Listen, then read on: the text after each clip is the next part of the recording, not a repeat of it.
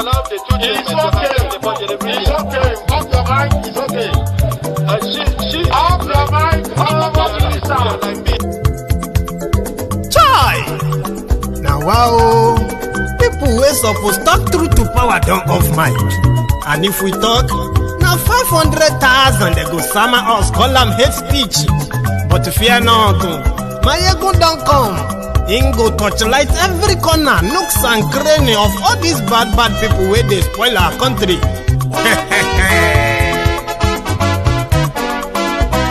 So my people make we laugh, my ego don't come, my people make we shout, my ego don't come, my ego don't come, man of the masses, my ego don't come, my ego diary politico, my ego don't come, this one not the off in mind, my ego don't come, and in the touchlight every corner. Okay, some people be they holla say they want the power. Chai, them be promise us say we go get light and power. Them hustle sote they can't get the power. But now they know they do anything with the power. Every day dollar just they get the higher power over naira. See them talk say make we off mind, but thank God say my ego don't come. So my people make you ladder, my ego don't come,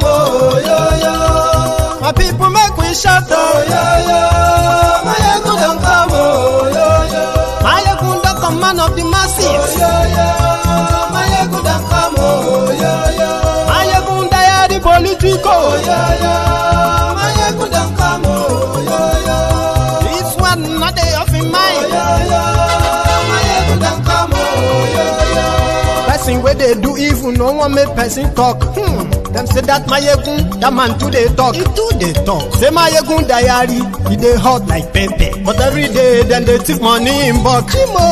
Woman picking, they the street they hawk. Still them talk say make we no talk. But thank God say my yegun don't come. So my people make you laugh. My yegun don't come. My people make you shout. My yegun don't come. Man of the masses.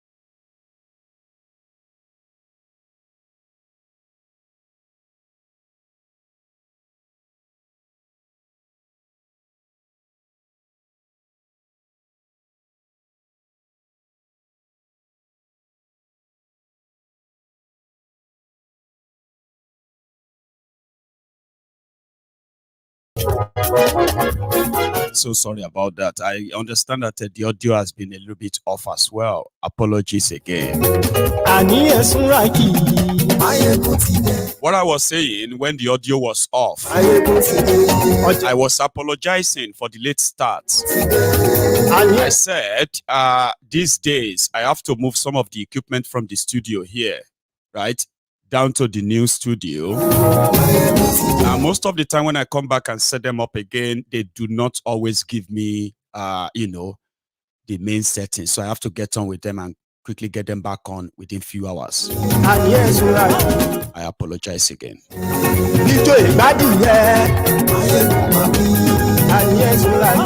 So read the caption of this broadcast, the description. Invite your friends, invite your not so friendly friends.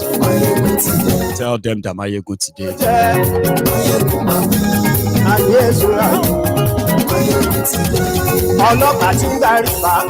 It is a battle.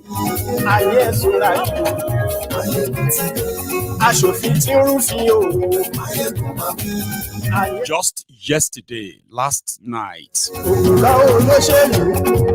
we were talking about the criminal moves that Thiefnubu and Co said they were going to make. Clueless people.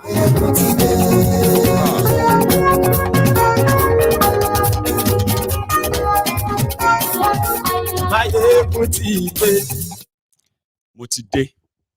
So thank you so much, for joining me tonight from wherever you are watching from, right? So good morning to you once again. Good afternoon to you and good evening to you. This is Mayegun and it is live. So if you have shared this broadcast to invite your friends and then your not so friendly friends who just need to be here, thank you. And if you haven't done that, please do. Okay. Once again, I apologize for that poor late start and poor start. Okay. I hope, all of that will kind of come to an end in the next few days. So thank you so much for joining me. So last night at the press briefing given by the supposed Minister of Misinformation in Nigeria, they said Thiefnubu met with the governors by, admitting that it is time for Nigeria to have state police. But apart from that, these are like going to be the moves to be made, right? They said Thiefnubu felt so bad about your economic situation now. So he ordered the national grain, whatever, to release free grains, like maybe rice, agbado, ewa, and all that. I don't know if that's what they'll give you anyway.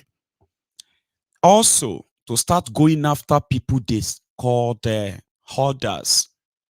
These are the people they considered as contributors to why food and almost everything is so expensive now. To some feeble minds, that makes some sense. Why would some people buy something for 10 naira and suddenly they want to sell it for 50 naira? Some people are just hoarding their products so that they can sell them when they become very scarce at higher prices and all that. This is a crime, by the way.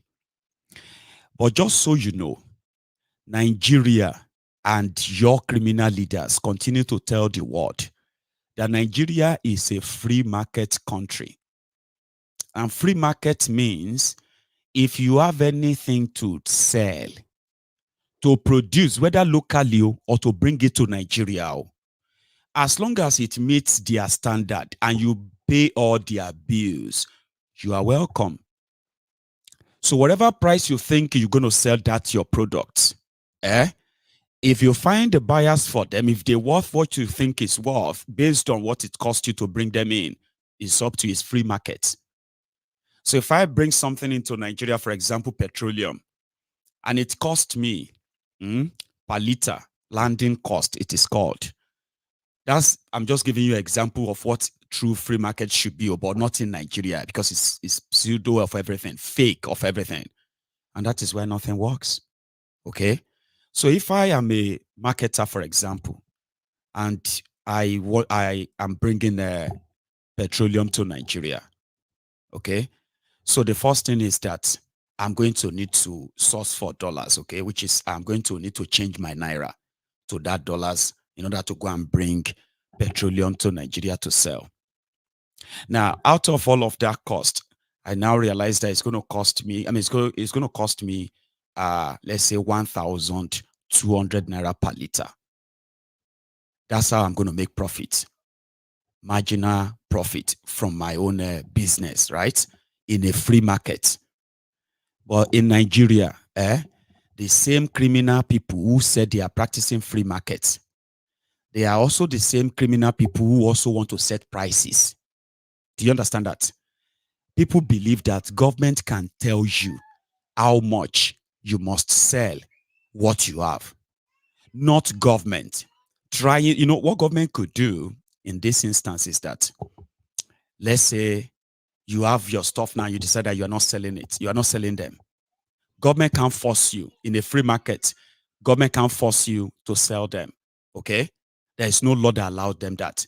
But government can actually dash that your hope. You know what they can do? They can flood the market with that same product of yours, even if they have to import them. So at the end of the day, in order for you not to run at losses, right, you will be forced to sell. But in Nigeria, people believe on one hand that the government says there is a way ease of doing business and all that, okay? Then on the other hand, they expect the government to also set the price, and the criminals in charge of your country who always promises what they can really do, right? They believe that will also make a country work too.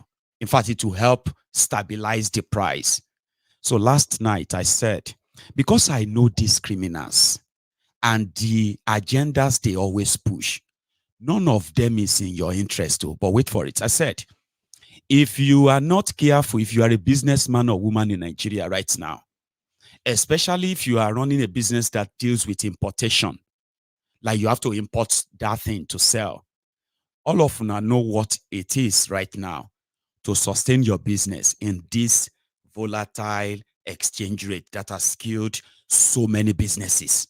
To those of you that are surviving, the Nigeria of Thiefnubu will further destroy your businesses. What they are telling their supporters is that you are the problems. It is not because they emptied the Central Bank of Nigeria, emptied the Foreign Reserve of Nigeria. They naked Nigeria in the financial world. Therefore, the only country in the world that currently has no forex in their reserve, in their central bank, is Nigeria. And it is not because they did any business and they lost. It was because these thieves stole the money. Now, who do you think they are blaming now? The reason why those who are Nigeria that is import dependent, right? Nigeria depends on almost 90% of what they use in Nigeria. Okay? Starting with starting with petroleum. Even if you manufacture in Nigeria, where you have to kind of pay higher cost to provide yourself power in that your manufacturing business, right? Because those ones out there, their politicians are destroying, and they are about to sort of, send them to your wall, to your side now, because they are blaming all of you who are businessmen now. Okay, so even if you are manufacturing in Nigeria, when you put to to cost, what it actually costs you to manufacture one single product, then you have to what? You have to transport them within that same place, Abi, where all those are also to be factored in, Abi. So who is going to bear the final cost? The end users, the morons that the criminal politicians are telling that they are working hard while they are looting whatever available money they can get. So they're sending them your way. I said that last night. I said, a lot of you who have your businesses still helping and sustaining this ad economy in Nigeria, they will come for you. They will say, you see those your storages, your warehouses, where you keep the bulk of your goods, from where you move what you actually show in your sales, your shops, they will invade them. Now, here is one. It's not even up to like 12 hours before that, what I said last night happened. This morning, maybe not DSSO, maybe not NIO. Some people that were sent by Thiefnubu, they went to this particular store. Now, to those who are living in Abuja, they said, in this hard time in Nigeria, especially if you are in Abuja, they said one of the affordable stores right now in Abuja is this store that they went for them and accused them of hoarding food product and selling at exorbitant prices. Actually shook the residents of Abuja like, what? How? Well, I told you. You see, one thing about bad government is that it doesn't spare anybody. Do you understand? Everyone, as it is currently going on in Nigeria, the rich, the poor, even those who claim to be powerful, everyone is what? Is feeling it. Now, the problem right now is that the people are panicking. The government is panicking. They have no idea of what to do. The forex market is completely shattered. The more this exchange rate goes up, the more the hardship is going to become.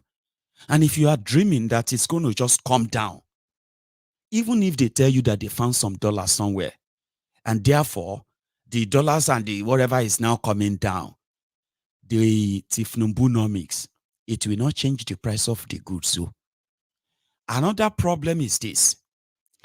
They said the last time that the government of Nigeria invested in agriculture, which they lost woefully, they lost trillions of naira. But nevertheless, the last time they invested and in fact gave money and fertilizers to Nigeria farmers. Now listen to one thing. It is not that Nigeria cannot produce the food, abundance food that can feed them, bring down the price of food, okay? And in fact, give room for exportation. But there is one thing you need to know that they are not doing. And listen to this again. Some of you, when this terrorism was being institutionalized by Bokwari APC, Egbekegbe, some of you who are from northern Nigeria at the time, you did not probably know the quantum of real losses that was going to face you. Now, the world is saying Nigeria face, in fact, 14 states in Nigeria face food crisis.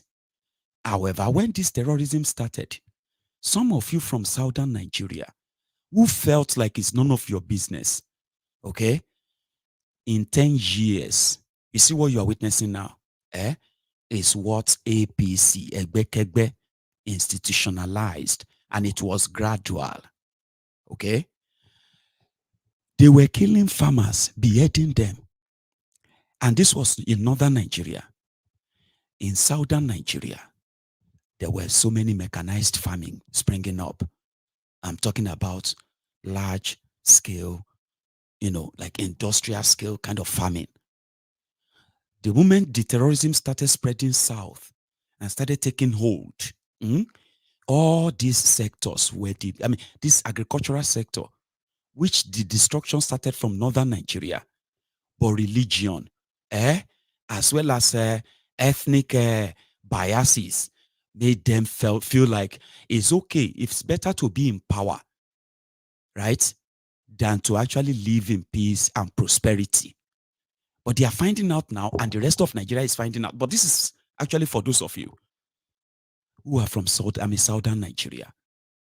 What the terrorists have managed to do, and their sponsor, what they have succeeded in doing in the last 8 years, is that they wiped out a whole agricultural sector of Nigeria, and they put Nigeria on the path towards starvation, food crisis, and increase in crime.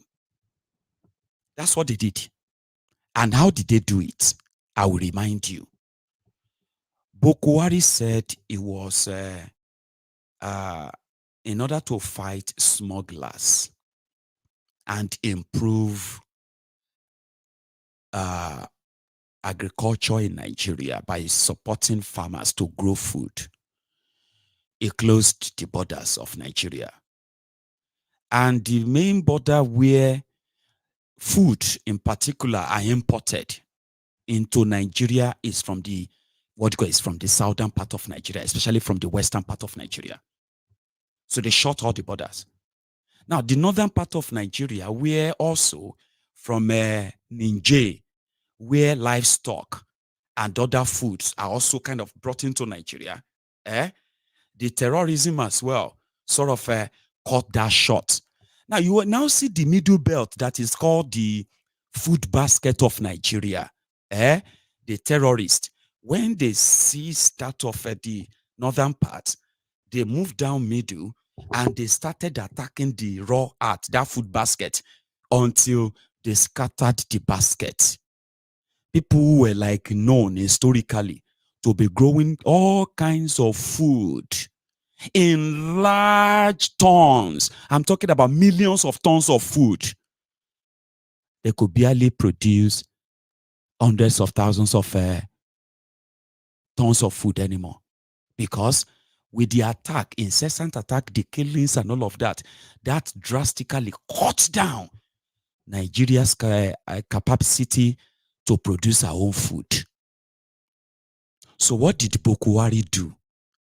They allowed the northern borders, where terrorists were flooding to Nigeria, that remained open, unguarded. Southern Nigeria, they now sent military and all kind of security down south, custom, all that, to add to the terrorism of ensuring that this food crisis, now everybody go feel am. So they now went to the African Development Bank to borrow money, 2.4 trillion naira, when you change the money to naira. They said they were giving the money to farmers. They shared over 2 trillion naira to farmers, including fertilizers. When it was time for harvesting, they either brought the cows to eat them up, or they just come in straight and take over the entire village. Many of these farms, who are in some of these villages in northern Nigeria, because Boko Haram believed that, listen to this, out of the 2.4 trillion naira they invested in agriculture, ladies and gentlemen, over 80% of that was given to, according to them, I'm not saying like the whole 80% is given to real farmers, but 80% of that money went straight to the northern Nigeria. How many of you remember when Boko Haram told World Bank that whatever they have for Nigeria, they must concentrate on northern Nigeria, because northern Nigeria is more poorer than the rest of Nigeria? That's exactly how Boko Haram ruled and ruined Nigeria for 80 years. And that's how all of those Alimajiri graduates who now turn to terrorist sponsor and sympathizers, that's how they became multi-billionaire projects like this. Anyway, 80% of this money that went to the northern Nigerian farmers. At the end of the day, more than 70% of that ended up in the territories controlled by terrorists today, now declared by Nigerian government as ungoverned areas. Or are you acting surprised that in the part of Nigeria, that is a part of Nigeria today, where supposed Nigerians, they are paying taxes to terrorists today, in Niger, in Kebbi, in Kaduna, even in Katsina, where Boko Haram comes from? They list them as ungoverned area. These were the areas where trillions of naira went into the hands of farmers. Terrorists were now harvesting those. Those are the places where they didn't kill those farmers. And in order to put up like they succeeded, they started sand filling sawdust, they're filling bags. and they call it rice pyramid in Abuja. And that was the last time Nigerian government invested in anything agriculture. The rest they have been flukes. They even have to give Dangote importation license, even though they short border. Dangote, and Bua, the two of them producing cement. They were the only two people given the license to bring in food into Nigeria. At a point, Dangote will bring in grains, bag them in Nigeria and call it Dangote rice, Dangote this, Dangote that. Dangote is the only person who is selling rice, but he no get rice farm. Do you even understand what I mean, right? These have been always like fluke, where people were growing food at small scale, large scale, medium scales. They have destroyed them. They have depreciated them. And today, Nigeria cannot produce their own food. And Thiefnubu told people that, since there is no investment since 2001 in agriculture, if they are telling you that food is going to be cheap, it's going to be cheap, they are lying to you. And if you are saying that to yourself, you are also lying to yourself. I have seen some economically gullible people. I don't want to call you other names because you are just gullible. When I say economic illiterates, these are people who are saying Thiefnubu should open borders. If they open border, what do you go take by the thing they want to bring and sell to you cheaper? Some of you don't understand some certain things, and that is why you will know that those who are ruining you, they are as clueless as a certain, some percentage of the population. If not, if all of you understand all this charade, you will not be sleeping in your house tonight. You will be on that street. Honestly speaking, nobody will tell you. You will be on that street because what is coming is worse than whatever you think you are facing right now, and it's not going to change. Do you understand? It's not going to change. So, a lot of you believe that for food to be cheaper in Nigeria, Thiefnubu should open border so that you can now go and use what to buy those food when your dollar to naira is now 1,600 naira to $1. When 1 pound sterling is over 2,000 naira, which country do you want to go and buy that cheap food from? Benin Republic. That their own SFA is now more than your naira. Abina Ghana, you want to go and import food from? That their own cedis is also valued more than your naira. Which country in the world do you think they are going to go and bring that cheap food from? Thailand, Singapore. Are you actually alive? Are you living at all? You have no idea what these guys have done to you. Now let me give you an idea. What can only bring cheap food? Sure, you want to hear? I'll tell you.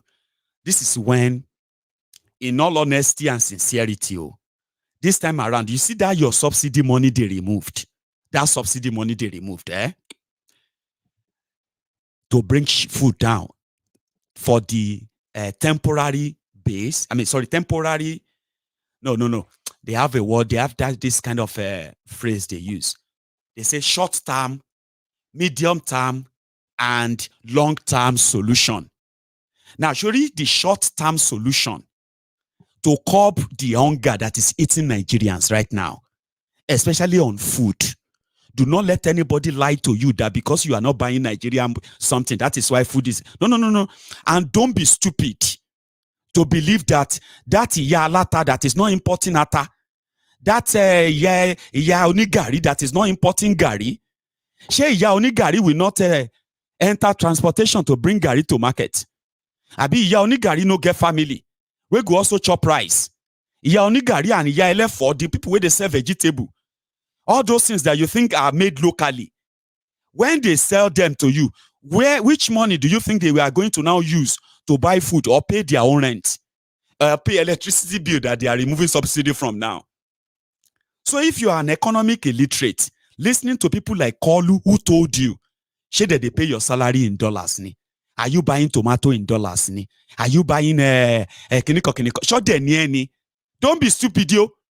I'm talking to you about your life now. Go listen carefully. Shongba. If you want any solution and you think maybe some of them are listening to this, listen to me. Short-term solution, Nikwe. You see that subsidy money they removed? Subsidy is gone. Now they are giving the money to the state governors, believing that the state governors will now come and help you. They can't help you.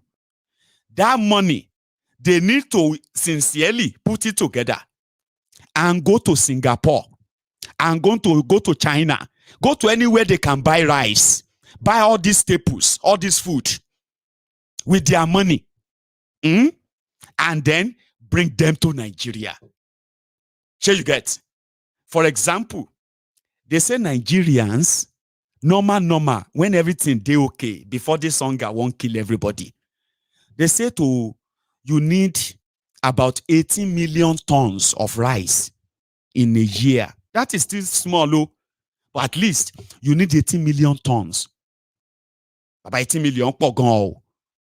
And rice, now, a sensible government will now know that how much of this rice can we produce? Are we actually producing, growing locally? How much? How many millions? How many thousands? Now, no, go to Singapore. Right now, okay? We will bear the cost. That's the subsidy. Subsidy come off from petrol, put it on food. They will now be the one to go everywhere. You now see all these suppliers, market women and men. Now, Nigerian government, they go to buy from. So that price is now controlled that way. So it will now be a crime for anybody to buy a bag of rice from the federal government of Nigeria at the rate of 15,000 naira. Can't they sell them to you for 70,000 though? That is called short term. You cannot survive on that. That's not sustainable. I call it short term. This money they are using to buy cars and build houses and all of that, if they put them together, by so doing alone, they can crash the price of the. Why they are doing that as they are waiting for the arrival of the food? They will now also listen to this. This is demo. I don't want them to drag too much. Just go and buy the thing. Bring them. You are a government. You can provide the money. And they can bring all of this. So you will now say, okay, this thing we are bringing. Since they say now 18 million rice people they chop in a year, we want to buy at least 9 million. So that 6 months, we will get supply of rice in stock. We could feed Nigerians for 6 months. You hear me? Now, you will now go to all those places where people, they grow real far, they grow food, not just rice. You will now withdraw all those repentant terrorists you sent to the southern part of Nigeria to be terrorizing us in the army. In the eastern part of Nigeria, in every part where you send them to, and you give the terrorists free reign in northern Nigeria, you will now take all of them and you will charge 10,000 is enough. If true, Nigeria have over 175,000 soldiers. Now 10,000, just 10,000. Put them in Niger. Spread them to Plateau. Send them to Agatu, send them to Benue, send them across all these areas to Kebbi, Kaduna. When you send them to these areas, 10,000.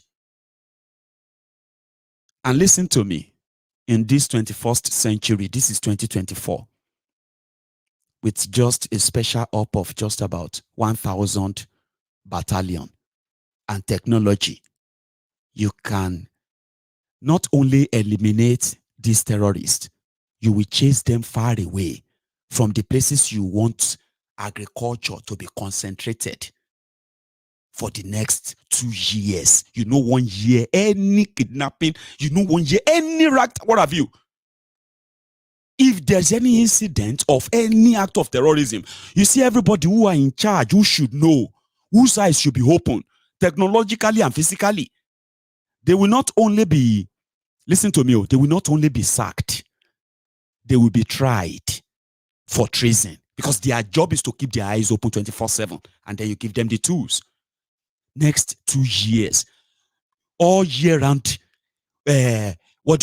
planting, harvesting, planting, harvesting, planting, harvesting. 2 straight years uninterrupted. And then you stop importation completely. By then, people will rejig here and there. If now expensive petrol then they buy, they are buying cheap food. If they are now, it is now up to you. If you now feel like some certain things that are produced in Nigeria, you cannot use them except the imported one. If you can afford them, go for them. Now, by so doing, you won't stop your investment in areas like electricity, because all these things where we they talk. If you know, even if you get security and you don't get electricity, you still end up in zero. So, if you're asking me for solution, I just gave you one: short term, medium term, and long term.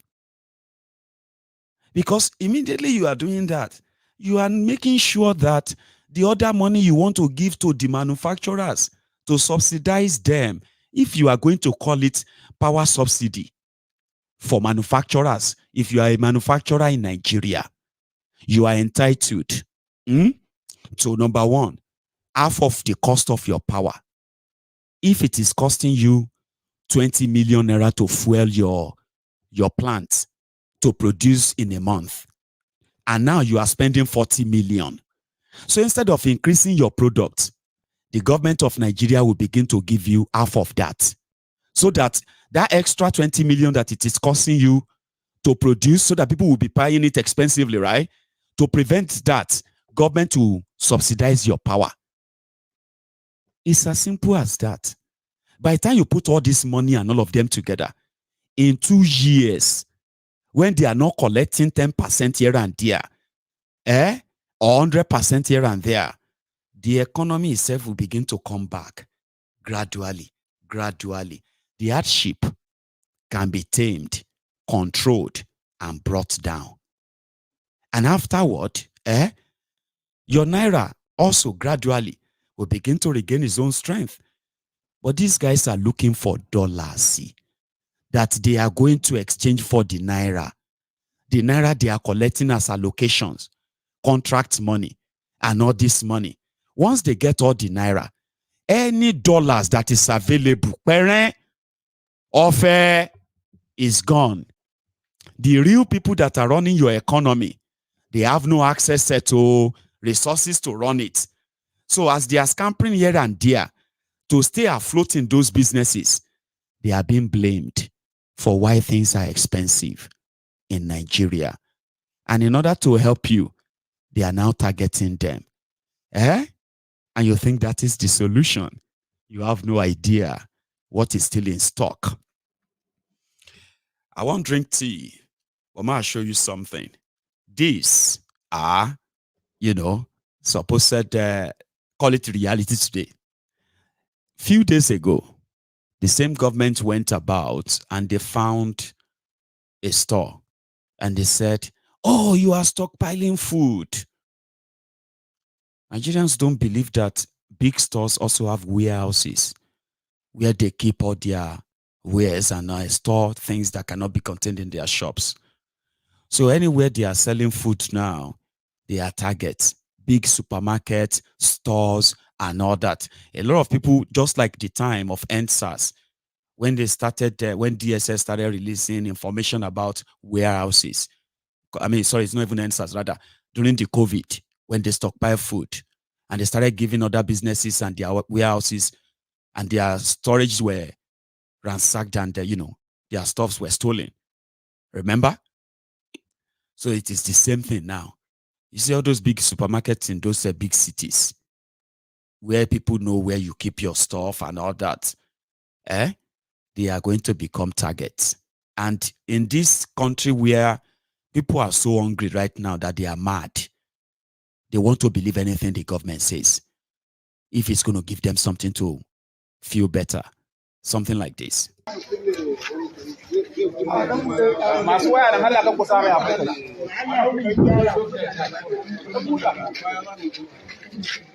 the light okay like this? Sorry.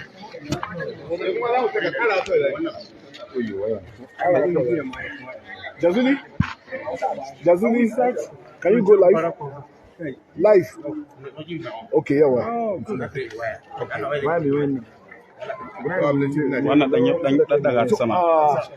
Chairman, what are we having here today? Well, as you can see, the NLC Public Complaints and Agricultural Commission made through to its promise that we are going to embark on fight against hoarding of essential commodities in the state.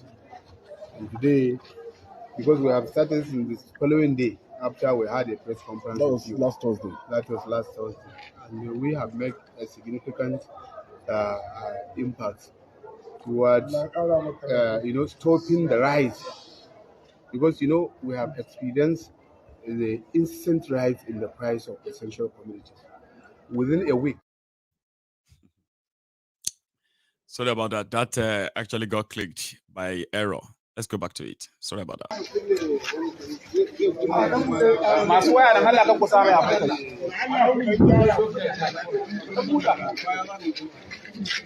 Is the light okay like this? Sorry.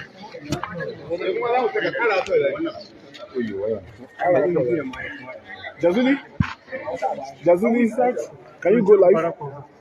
Live? Okay, yeah, well.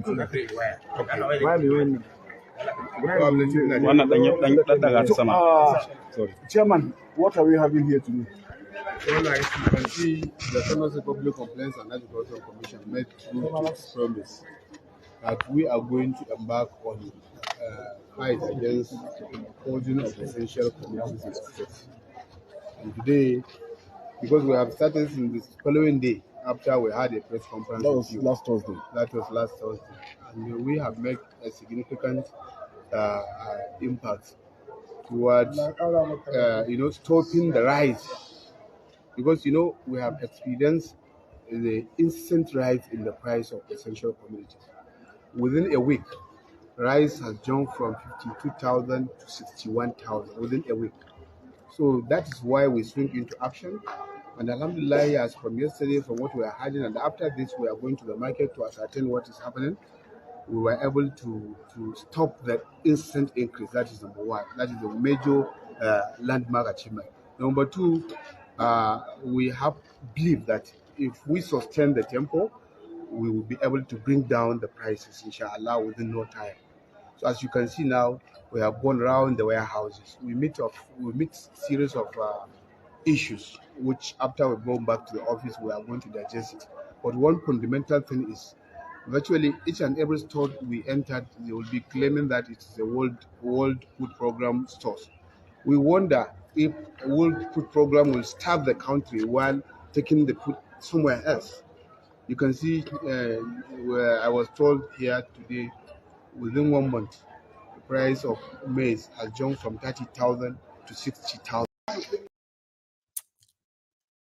The regular politician, he said their findings showed that people were saying those food, they were for World Food Program, so that they were the ones who owned those food they stored. And that's the work of a politician, a blanket statement. Oh, they are storing food. And they said it is World Food Program. World Food Program will now starve Nigerians. A blanket statement. So everybody who stores is sealed, is stockpiling the World Food Program food. Politician. And you heard him. We will make sure that we bring down the price of food by ensuring that all those stockpile food are released, and we make sure they are sold cheaper. You didn't buy them. You did not authorize, you didn't know how they get there. If Nigeria is a free economy for real, you have no right to be in that vicinity. You don't have any right there. But yeah, it is Nigeria. No, my brother, don't let us talk like that. So our people are very wicked. Some of them just want to keep they would like to keep them away so that they can sell them when they become expensive, because you don't understand the economic. That person that you believe is stockpiling because you want to sell expensive, when it becomes very expensive, is what? It's going to be out of business anyway. Whether he sells it at expensive or he sells it at a cheaper, he or she will be out of business anyway. Because what happened is this. If the real factor that is causing these people to either keep their wares, because if they sell them now, they can no longer afford to buy back. That's them done. So it is either you do something about the ruining and devaluing Naira, or you just have to deal with the consequences of that. And those who destroy the Naira, they don't want you to hold them responsible. How could somebody keep food? The food where you no buy. Now you pay for them. How can you buy food and keep? Listen, you are getting to that stage soon that even you can no longer buy a bag of rice. You can no longer buy. It will be no right for you to buy a bag of rice because there will be no rice. There will be no this. They will tell you, you can only buy a portion of this. You cannot buy 2. You cannot buy 3.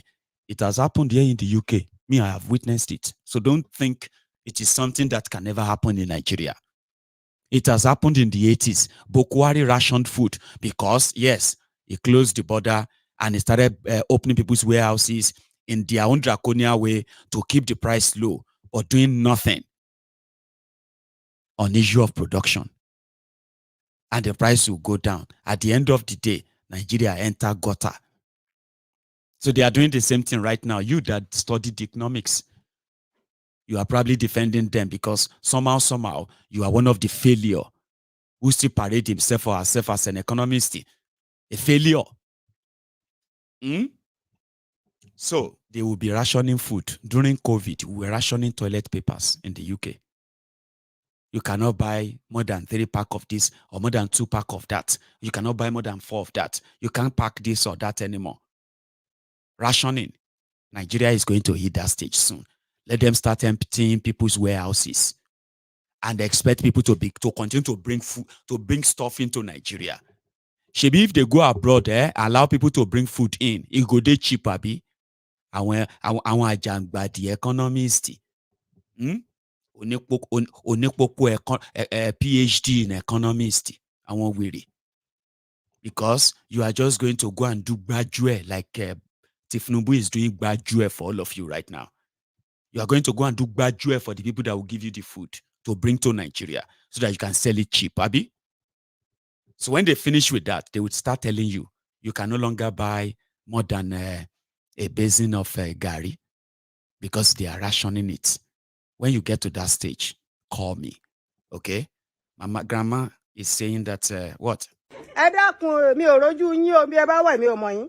Èmi ò jẹ lọ́sàn án jẹ lálẹ́ àná títí jẹ ní ìsìn. Àwọn ọmọ mi ẹnu wọn re sùkúù. Ọmọ mi nínú ilé tán kúnlé wọn re sùkúù. Ẹ̀yin sì ń jẹ gbogbo ẹni tó da Nàìjíríà láàmú tó ń jẹ́ fi wọ́n, tẹ́pọ̀ fi wọ́n, tá fi oúnjẹ jẹ tí gbogbo nǹkan fi wọ́n báyìí tẹ́ fi ní alára. Ẹ rí ìnira dọjọ́ kú yín ni. Lọ́lá láhólà wà lákùúátà. Lọ́lá lórúkọ Jésù lágbára ẹ̀jẹ̀ Jésù lọ́rọ̀ àṣẹ̀ṣẹ̀ ayé ìṣẹ̀ṣẹ̀ rú lágbára Ọ̀ṣun Òṣogbo ọmọ Òṣogbo lèmi o. Ẹ rí ìnira kú ni. Àwọn ọmọ mi lọ́jọ́ kan àwọn ọmọ mi mẹ́rẹ̀ẹ̀rin nu wọn re sùkúù wọn ò rówó fún wọn wọn à jẹ wọn lọ́nu mọ́lẹ̀ ẹ̀yin sì ń jẹ níbi tẹ́ ẹ wà ẹ̀yin ń jẹ níbi tẹ́ ẹ wà ẹ̀ sì ń yó ẹ̀ rí ìbínú Ọlọ́run. So grandma is not happy, and she quickly just sent her own curse today to those who are, according to her, destroying Nigeria, that make the cost of living to be this high. She said her grandkids are in the house. She has no food for them. And she cannot even afford to send them to school. Forget about school. They have not been fed. And some of you are there, you are eating, you are feeding fat. You will see the wrath of God. That's what she said. She still gets strength to curse them. The hunger in Nigeria right now, it's not joke. People don't they fall down on the street, they die. Honestly, people are falling down, dying on the streets because of hunger. A woman fell, collapsed and fainted. They had to do on the spot public crowdfunding for her. She says she hasn't had food for 4 days. She hasn't had any meal. And she's with about 3 kids, I think. situation to change.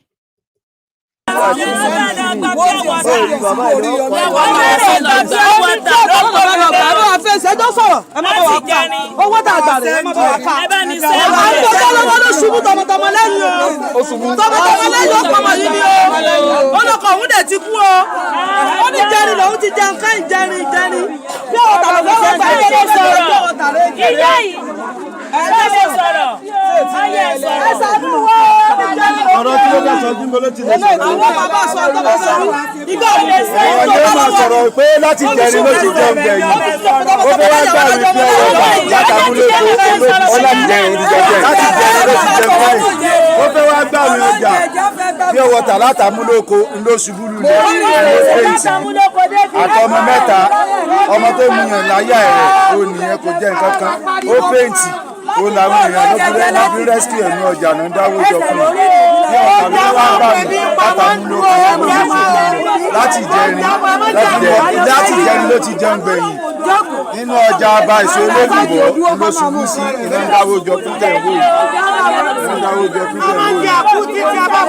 rẹ̀ ní kókó ní kọ́kọ́rọ́ àfún tó gbé fún tó mú àti mílíkì ọmọ rẹ̀ ní mú kókó lọ́wọ́ yìí tó gbé dání ọmọ wúwà yìí ni tó ṣubú lẹ̀ tó yọ lẹ́yìn ẹ̀ àwọn ọmọ ẹ̀ náà ní àwọn bí ọ̀rọ̀ bí àgbà ọlẹ́dí jẹ́kẹ́ àti jẹ́kẹ́ sọ sókè ká gbọ́ mọ́sùkún àgbà ọlẹ́dí jẹ́kẹ́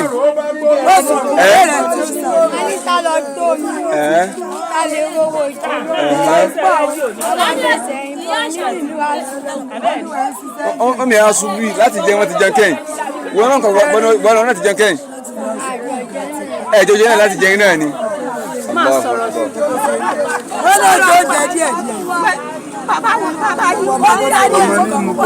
Lẹ́nu ẹ̀ kọ́ lẹ́nu ẹ̀ ti kú àwọn mẹ́ta náà ni àbí ọmọ ní mu kókó yìí o ṣe ẹ̀ mú un dára ó ní ìmọ̀ ọ̀dọ́ ọ̀dọ́ ṣubú wájú ọ̀dọ́ wa ni.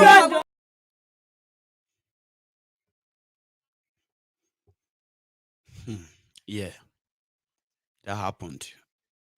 Just think of those that their situations were not recorded on a video for you or for all of us to actually see and understand that they might be saying it too. It is real. The hunger is so real that people have become so poor. They can't afford things anymore. People say that on this program all the time, right? But every day it gets worse. Listen to this. They said food items in Nigeria, for example, Titus. They said packed Titus, sardine, that used to be 350 naira. It's now sold for 1,020 naira. These are the data released by the NBS, National Bureau of Statistics in Nigeria. They released all of this, and I bet you, even all these quoted prices, they probably are like 1 month or 2 months old. Not real anymore, right? Listen, packaged Titus sardine from 350 naira is now sold for 1,020 naira. A single pack of Indomie, they said a single pack of Indomie used to be 50 naira. It's now 150 naira. A pack of salt sold at 400 naira. It's now sold for 400 from 100 naira. So you have the maize size of semovita, which is now sold for 700 naira from 300 naira. Like I said, this probably are old prices too, but they released that just today to give everybody an idea what it is that people are actually passing through. Why the naira is devalued so bad that even those of you who are working, you see every time you are seeing naira dollar going up, and all of that. Man, no lie you. All of you that are really working in Nigeria, those of you who still get job. Now your salary that the bond so when you look at your salary and you look at the devaluation, you will understand that what they have done to you. All your 30 days work completely shattered and destroyed to the point that it becomes so useless to you. Now it can't even sustain you anymore, right? So from what I have here, they said egg, which was used to be 110 naira, an egg is now 300 naira to buy egg. They said a pint of gari that was 1,000 naira is now 3,000 naira a pint. So they said the price for a pint bucket of beans has jumped from 1,500 naira to 3,000 naira. Okay. They said the small goat, the price of a small goat, if you won't buy goat or live goat, they said from 15,000 naira, that one has jumped to 35,000 naira. Now, here are other ones too. They said in Nigeria today, pack of spaghetti that was formerly 80 naira is now 950 naira. Ha! 80 naira to 950 naira. Is that true? Okay. One carton of Titus fish that used to be 40,000 naira pack is now 76,000 naira to buy that pack of Titus fish carton. They said one medium size of a blue band butter that was 500 naira is now 1,400 naira.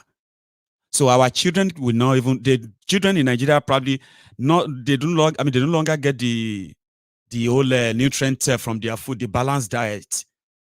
Hi, okay. Now, they said so they said 100 kg bag of dry white old maize that used to be 18,000 naira is now sold for 58,000 naira, from 18 to 58. Wow. They said that the Butterfield bread, I think that's a popular bread, right? Butterfield bread, that was once sold for 350 naira is now 900 naira. So they said the cheapest toothpaste in Nigeria right now, which is My, was 150 naira. It is now 500 naira. So no wonder everybody will. Is either you use Paco or may everybody just may all the odor they kill everybody everywhere. If it is now expensive to even brush your mouth, brush your teeth. Shineke me. Right. They said transportation cost, along with the cost of a bus load plantain from Ondo to Ogun State, now cost 100,000 naira. Transportation. If you load a trailer if you load a bus of plantain and you want to move them just from Ondo to Ogun State, not to Lagos or to Ogun, you should go and keep 100,000 naira as a businesswoman. So NLC now said this cannot continue. So they are going to start a 2-day warning strike on the 27th and 28th. Maybe you should listen to him. They're saying at the hardship. They said they will bring higher chair. Which one be high chair? Which kind of insult is that? Don't mind them. He said I will carry pillow. Next in session considered the unfortunate state of the nation, whose suffering pervaded the nation, the general living, the outrage expressed by majority, and the increased attendant fears of the continued consequences of these policies, and the persistent refusal of the government to implement the tenets of the October Agreement. The NEC in session also took notice of the wise decision of the National Administrative Council of the Congress to demand that the agreement be implemented.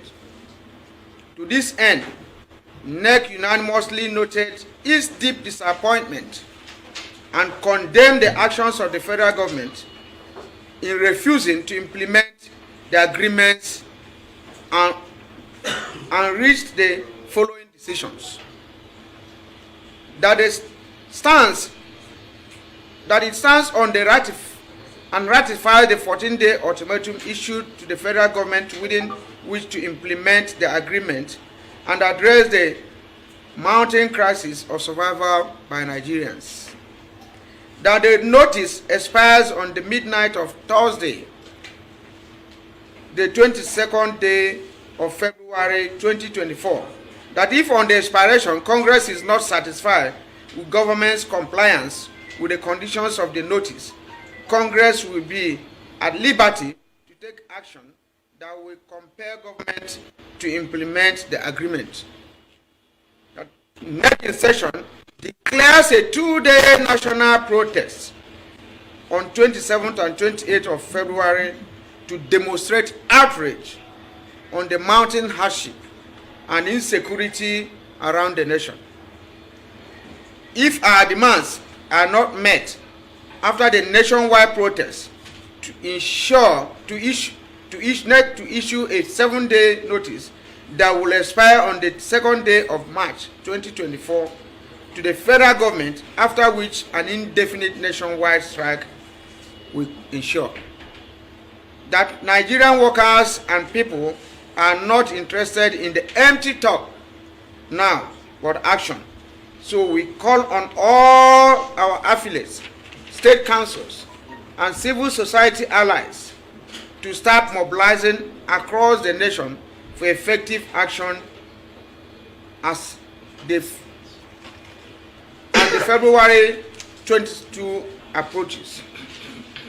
In this light, the urgency of the situation, in view of the urgency of the situation and continued suffering the Nigerian people and workers have faced, next session calls for immediate action from federal government to ratify these grievances and restore faith in the democratic process and social dialogue.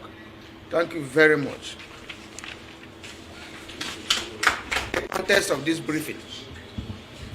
Let's keep ourselves. If you want exclusive on that, we can give it. We have not briefed anybody on the minimum wage. So on the this. stories online are false? The stories online could be independent stories. So the issue of 1 million you are hearing was in response of the questions raised, and it is a continuous one. If the Nigeria naira continues to depreciate, 1 million naira will be a child's play to the minimum wage. So today we are talking of about 1,500, 1,600. So if it continues that way, 1 million naira will be too small for the worker. Does that not make sense? You know, why are we scared when we say pay a worker 1 million? When those in National Assembly are collecting 16, 17, 30 million. So why are we so discriminatory if you hear 1 million for a worker? So if somebody can collect 15, 16 million for a job, not even commensurate to the job that a worker is doing, why can't a worker get 1 million? In a situation whereby you need a bag full of naira to get a handful of goods. So let nobody be scared about that. Unless it is checked, the demand will have no end. And the minimum wage, we're going to insist for the review to be annual. Or else if you collect any money and the value of the currency is changing per hour, it will not make any sense, and it will be illogical, you know, to retain that amount for the next 4 or 5 years. So these are dynamics of the negotiation, and it's good I made this clarification. Congress, how do you respond to? Well, we are not negotiating with him.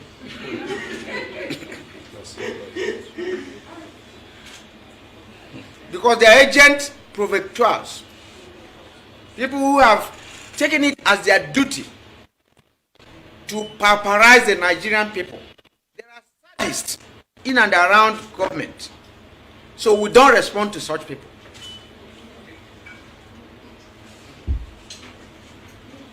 Any more questions? Thank you. I guess this matter speaks for itself.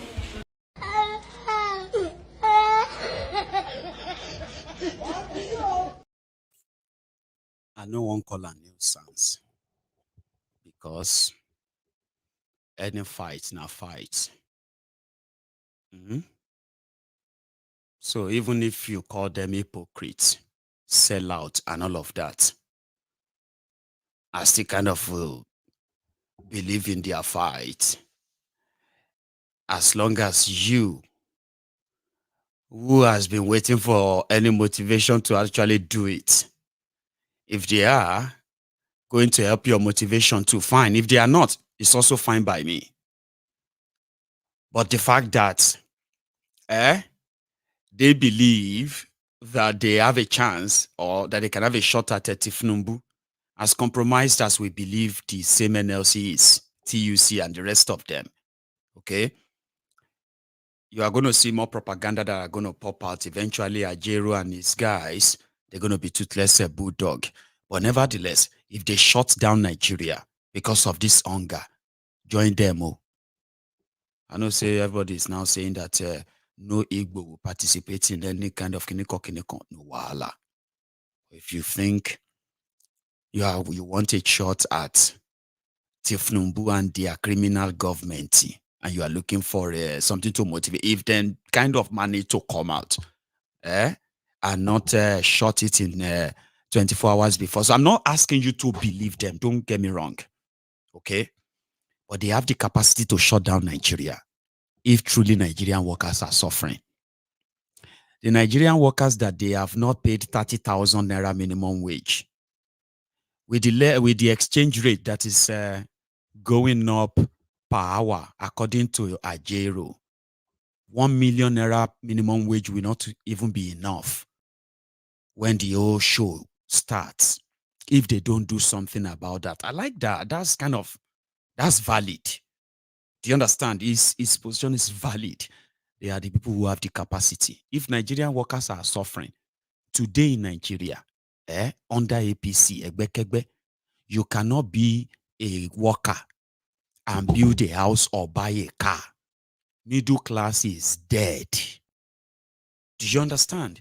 If you see any government worker buying houses or building houses or opening this or that, buying cars, mommy, daddy, if then they buy cars, buy this and that in this economy of a Buhari-nomic and Thiefnubu-nomic, only.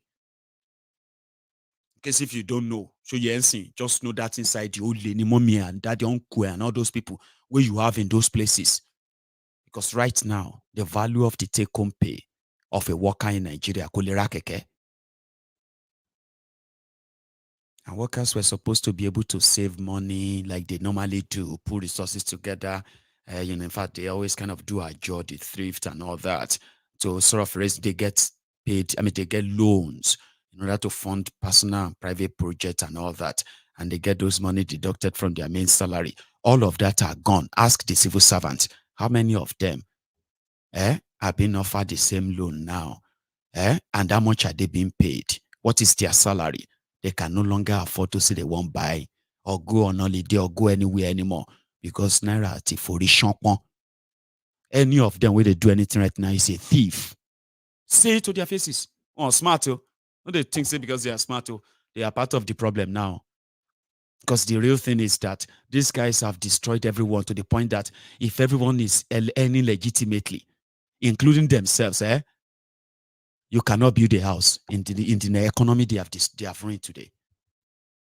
The salary of a senator is put at 1.1 million naira. The salary of a state governor is put at 2.5 million. His deputy is 1.5 million. House of Assembly member salary is 450,000 naira. Where it used to be 750, then I don't know, maybe it's back to 750. It's less than 1 million naira. House of Assembly. The House of Representative member is paid about 750,000 naira every month. Now, if all of them have to live on that money, would they buy themselves all those cars? Would any of them be able to save money and buy a car? Buy a used car, 2002 car. None of your senators will be able to buy cars in the economy they have created for you. Except they steal. Except they do GPT. No government worker will be able to without stealing. And that's what they have done to every one of you. So yes, people will not pay 30,000, then go pay 1 million. Almost see fight over 30,000 where they never pay them in Cross Rivers. Audience. Of January, of December, the January voters have paid They need to pay their school children. Yes, 15th of February, salaries have not been paid. All over the River State, people are working to come to SSC's office to write names for their salaries to be paid. It has never been done in Cross River. Yes, Your Excellency President of the University too. People are suffering. Workers in Cross River are dying. Yes. We cannot continue like this. Our salary. You finish your qualification. When do you give us yes? You finish qualification. When do you go?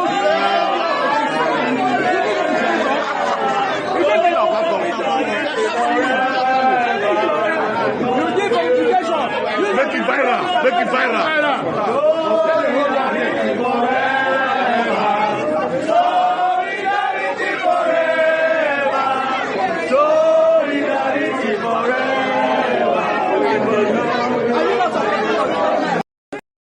We shall always fight for our rights. Song where we say your grandparents, they sang. The same song where we say your parents also sang. Una don't become parent now, una don't they sing them again. Solidarity forever. So, solidarity for what? For slavery, fraud, lies, fakery, another fuckery too. So may everybody continue to lie to themselves and begin to give dates, like saying an appointment.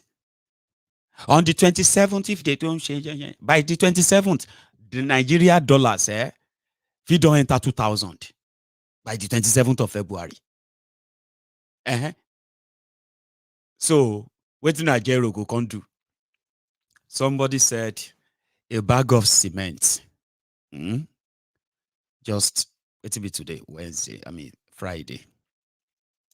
A bag of cement this week, the beginning of this week was at 7,500. I was looking at everybody talking about it. Beginning of this week, by the middle of the week, it don't turn to 9,000.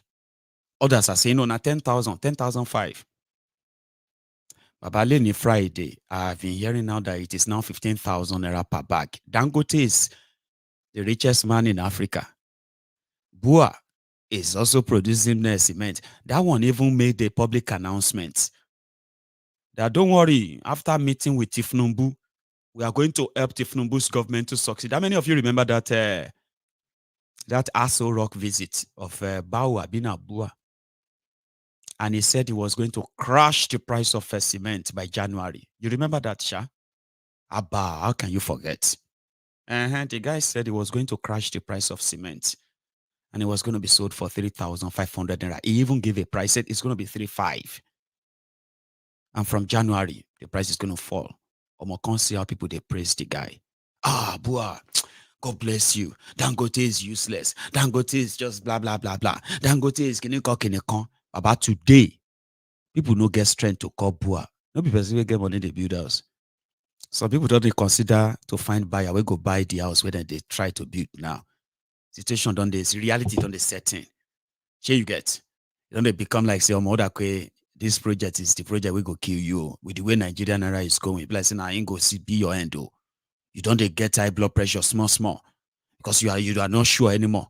Every day you are checking your phone if there's going to be any news at all that says that naira dollar is crashing, so that you can easily call your supplier and say, now can you bring the cement now, please? Can you bring them now? You feel like hypertension to refer college in Nigeria, and here we are. You cannot sleep well. They say, I don't need cement. How much is cement today? It's 10.5. It's 10.5. Abi, what did the 10.5? 10.5K. I thought you said last week that there are some supply coming to Nigeria that the price is going to begin to. No, I didn't say that. We said we hope that it crashes. If you want buy it now, because what I'm hearing now is that it's going to go up again. I don't have that money. I'll wait till Friday. If the price doesn't change, I'll go for it. Today is Friday. They don't sell cement for 15,000 naira. Maybe by the time you wake up tomorrow morning, it will be 20,000 naira cement. Cement that APC Egbekegbe met at 1,800 naira, 2,000 naira. Cement did 15,000 naira. And you are saying you are working to build a home for your retirement.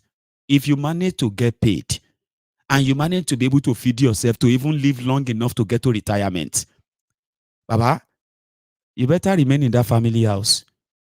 As it is right now, the millions of generations are never going to. Nigerians love to build their own houses. Now, that now they become a mirage now.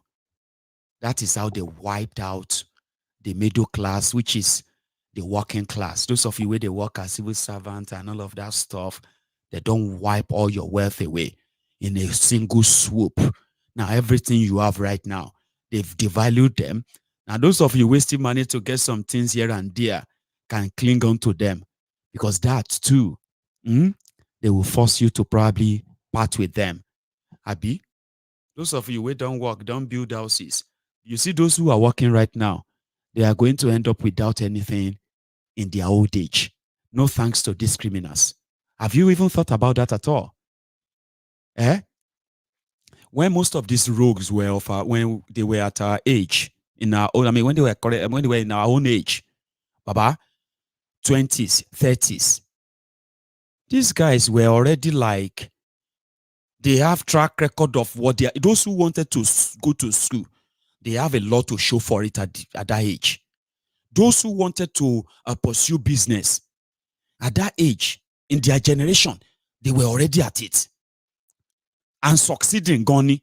Those who wanted to join politics, they were already at it at that age, pursuing leadership. This age where me and you can't day now, where we not even sure. Those of them at our age, they were already building houses. You understand? They were married with children in their 20s, in their 30s. Today, you are in your 20s, you are in your 30s, you are in your 40s, you have no idea what the future is going to be like. If they ask you, say, waiting you want, say you don't, a lot of you will say, there's nothing to show for it. I've been around for 30 so years.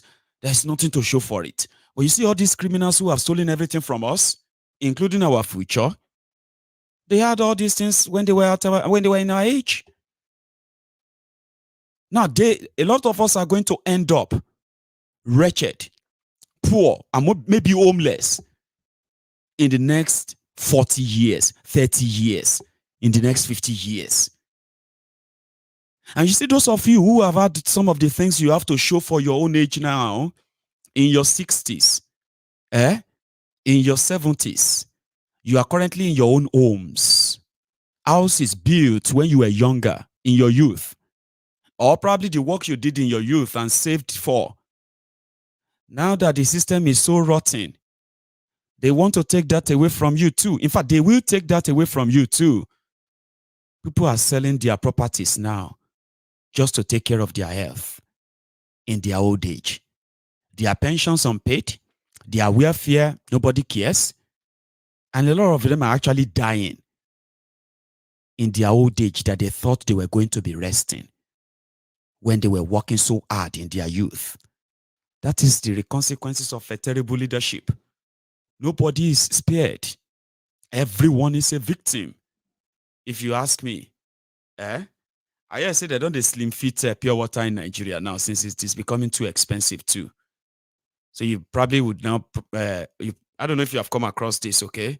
They have started slim fitting sachet water to show to you that people are actually, they are facing it. Gone.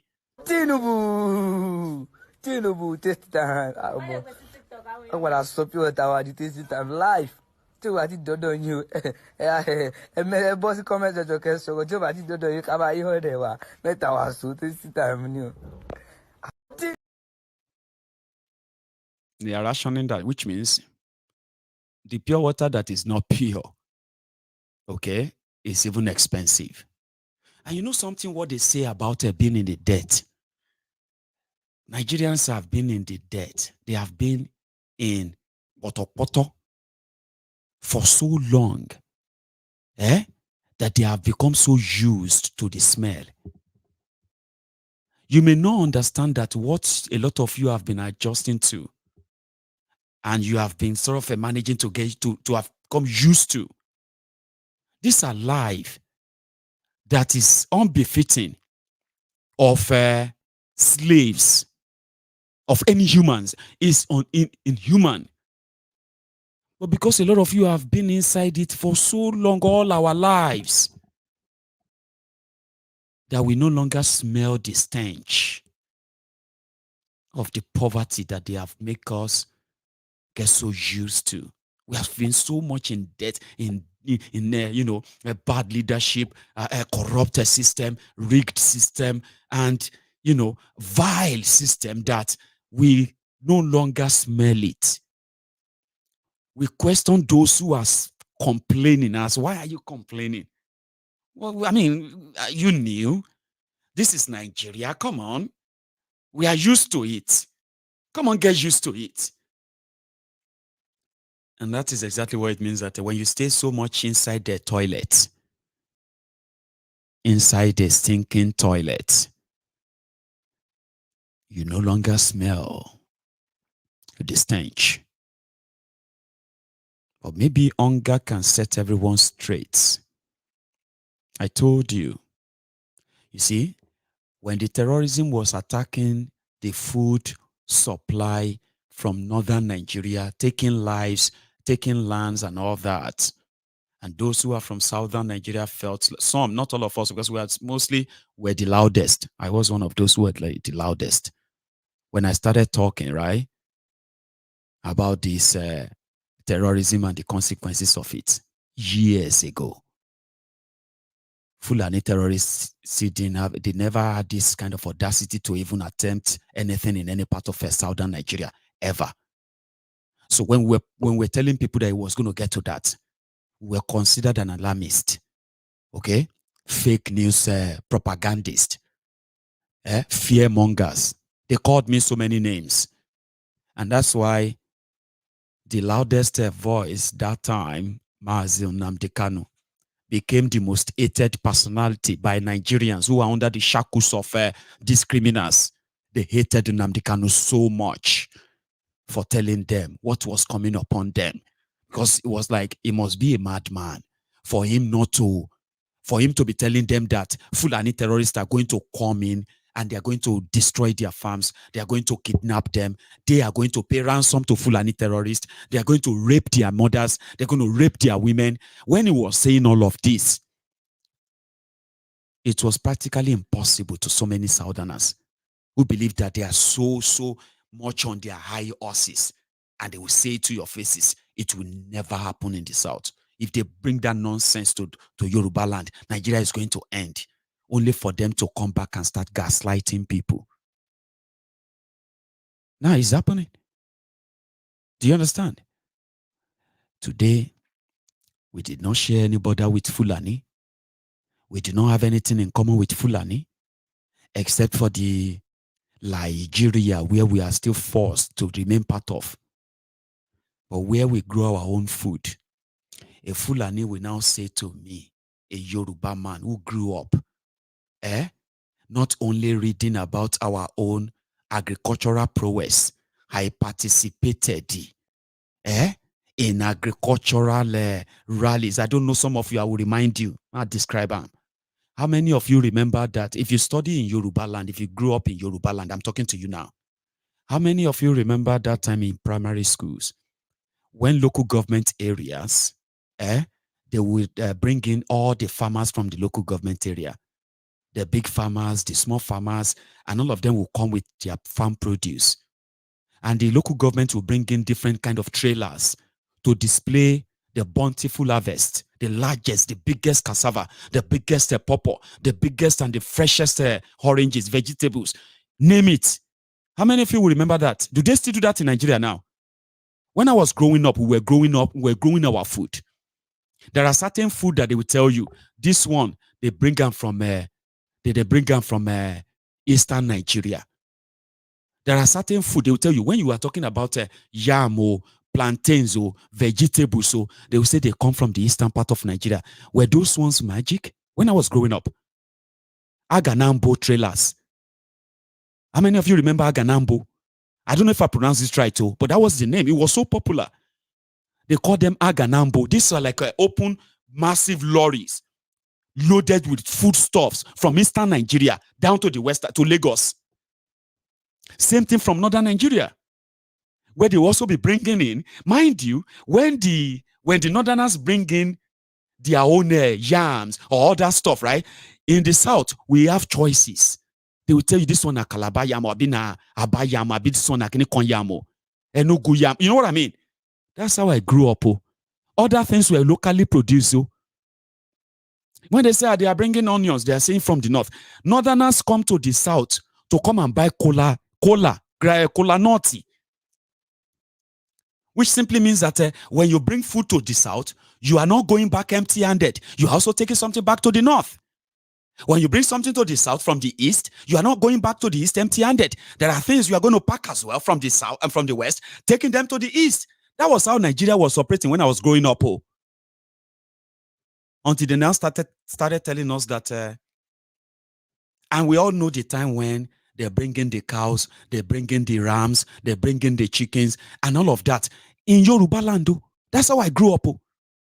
Until when Fulani that I knew as Daron, Fulani Daron, whose job is herding cows, started threatening us, Yorubas, the Southerners, that they will do food blockade.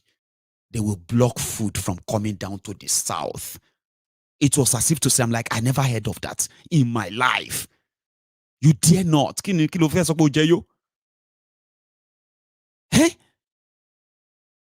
In my own lifetime, I'm saying that today. Because the same Fulani, armed Fulani terrorists, continue to destroy those heritage farms. Our farmers cannot farm and harvest. Our people are dying because of indebtedness. They are in debt. Those who took bank loan to farm in Yoruba land have run at billions, hundreds of billions of naira losses. Nobody is talking about them. They are still losing as you are watching this video. Farm, what do you call it? The poultry farmers, fish farmers, and name them. When you talk about those who are actually growing food, it has gotten to a stage whereby it seems everybody has gotten used to it. That Yorubas are starving or people are falling off because they cannot afford food. It's not because the Fulanis controls the food that come to Yoruba land. No, it's because the Fulani terrorists have attacked the source of Yoruba's food production. Our farms have been under attacks for the past 10 years, especially these past 8 years. And it's still not stopping. So if you are complaining about no food, and we continue to be threatened by those who never grow anything but destroy, maybe this video can make you understand better when people like us said, break up this contraption. It is to save lives. And those saved lives are those lives that are going to cultivate the land. The system wants them dead. They want all of us poorer, weaker. It will be your fault, and it will continue to be your fault for allowing them. This is Yoruba land. I'll tell you what the man is saying in Yoruba after. Listen to this. Ẹ̀yin ọmọ Nàìjíríà, ẹ wo nǹkan tó ń ṣẹlẹ̀ ní orí oko. Àárọ̀ ìbáyìí ni àwọn brọ́dà mi dédé pè mí. Wọ́n ní kí n máa bọ̀ lóko. Wọ́n ní kí n wá wo irú iṣẹ́ tí àwọn Fúlàní darandaran tán ṣe kílẹ̀ tó mọ́. Oko ẹ̀gẹ́ ni bíi.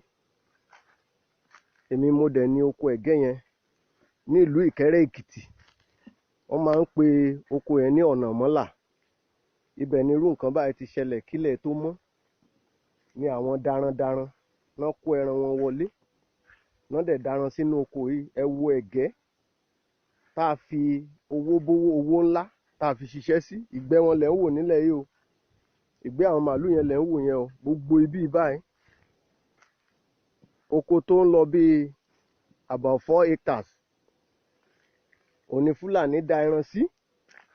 Kí kílẹ̀ tó mọ́ tán dẹ̀ ṣe báyìí tán dẹ̀ parí gbogbo ẹ̀ ṣe náà ń wú ẹ̀gẹ́ yẹn mọ́ ṣe ń wú náà ń kó fún àwọn ẹran wọn táwọn ẹran ń jẹ. Ẹ wo nǹkan o, ṣé a lè sọ pé ìjọba wà ní Nàìjíríà báyìí àbí ká sọ pé àwọn tó ń ṣèjọba ká sọ pé wọn ò mọ ojúṣe wọn? Torí tó bá jẹ́ pé ìlú tí ìjọba wà ní tí àwọn tó dẹ̀ ń ṣèjọba tán mọ ojúṣe wọn, kò sẹ́ni tó lè dédé wọnú oko ọmọ ẹnìkejì ẹ̀ kó dẹ̀ dánrù kan báyìí wò lóru mọ́jú.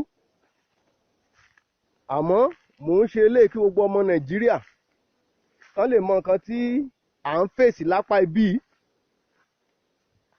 lórí oko.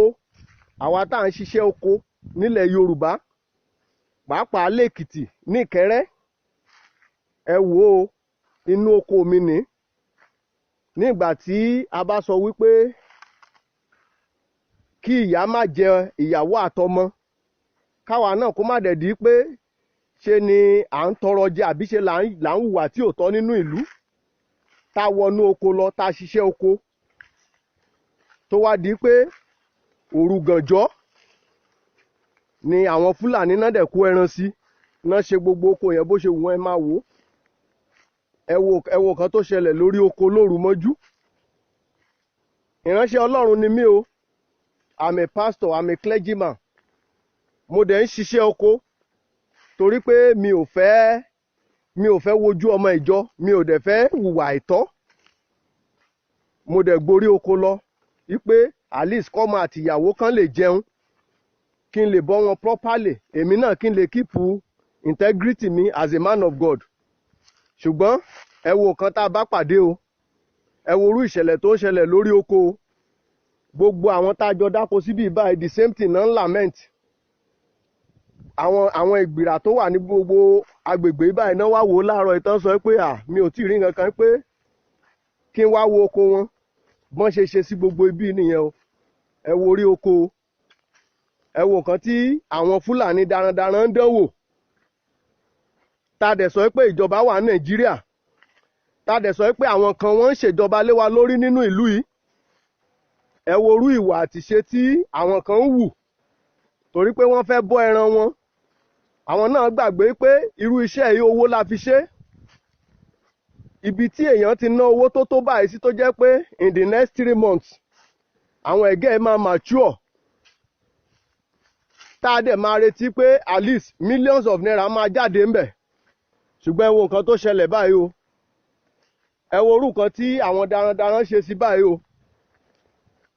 Ẹ wo orú ìwà tí àwọn ènìyàn tó jẹ́ pé tara wọn nìkan náà mọ̀ tán mọ́ tọmọ ẹnìkejì wọn. Ẹ wo orú ìwà tó wù kílẹ̀ tó mọ́. Ẹ wo orú nǹkan tán dánwò. Ẹ wo bọ́n ṣe ṣe ẹ̀gẹ́. Ẹ wo àwọn ẹ̀gẹ́ lẹ̀ ń wò lẹ́yìn o, wọ́n dìídì wọ́n ń wú fún ẹran wọn kẹ́ran wọn jẹ. Ẹ wò ó, ṣe ẹ̀yin ọmọ Nàìjíríà rí báyìí o. Gbogbo ẹ̀yin ọmọ Ìkẹ́rẹ́, kété ọmọ Ìkẹ́rẹ́ sì ń rí bẹ́ẹ̀ o. Irú kì darandaran ṣe lórí oko bẹ́ẹ̀ o. Ìrí kan ti ṣokora bẹ́ẹ̀ o. Ṣé èyí náà dábẹ́ lùlú kan léjọba o? Ṣé irú èyí náà bẹ́ẹ̀ ṣó ṣe métí gbọ́, ṣó ṣe mójú o? Lùlú kàwí ìrà kan ń ṣèjọba lé a lórí o. Kí ọ̀nìyàn kan dẹ̀ bọ́ sórí oko bẹ́ẹ̀ kan sórí oko bẹ́ẹ̀ yìí kan bá kété òkè lórí oko jẹ́. Sí ń rí o, ọmọ Ìkẹ́rẹ́ hàn kété lulẹ̀ lóko. Ìjàre bá mójú o. Kí n dẹ̀ bá mi share video, let this video go viral. Let it get to the appropriate authority, even to the president and the governor. Let them see what we are facing. Let them see what the Fulani herdsmen are doing to us. The Igbira people, they protested some days ago against this thing. Yet, nothing has been done. Please and please, Nigeria, my fellow Nigeria, this is what we are facing in the farm. This is what we are witnessing on daily basis. It happens. Please and please, Sorry, bruv. I can feel the pain in his voice. Ekiti. Ekiti has no border with any Fulani state.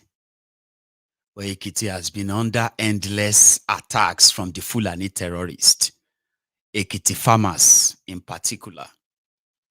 So that man in that video, what he was showing you, sorry for the poor quality of the video, okay?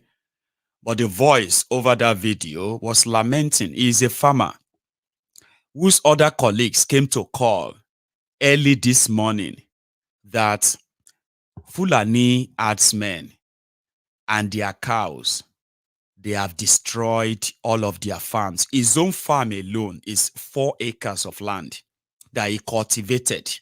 And according to him, in order not to end up as a criminal or a beggar, he decided to go back to farm, and he borrowed money to cultivate 4 acres of land, 4 acres of cassava farm. And this morning, as he said, if nothing had happened to those cassava, he will be harvesting them in about 3 or 4 months.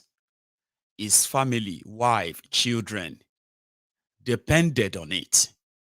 So only to get there this morning, and the Fulani herdsmen, they have fed their cows with all of their cassava, and not just his own farm.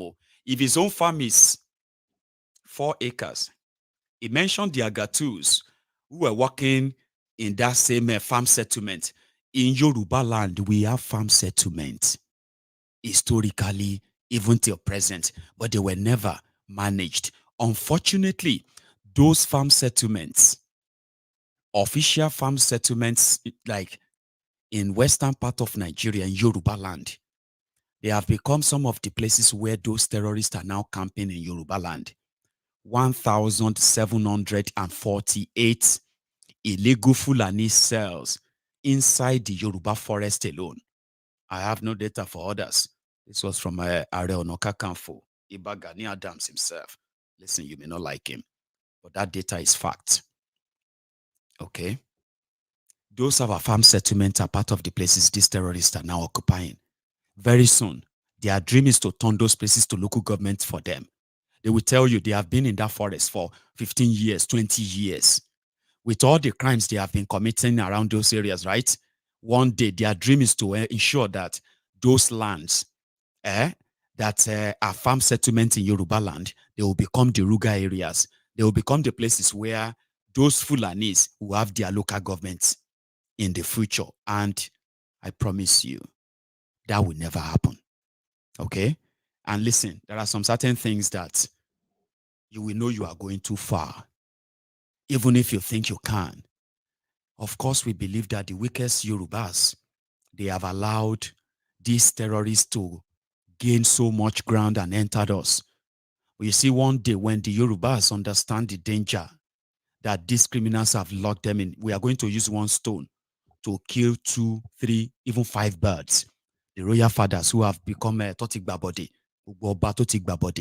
all the criminal politicians who allow this to happen in the first place, right?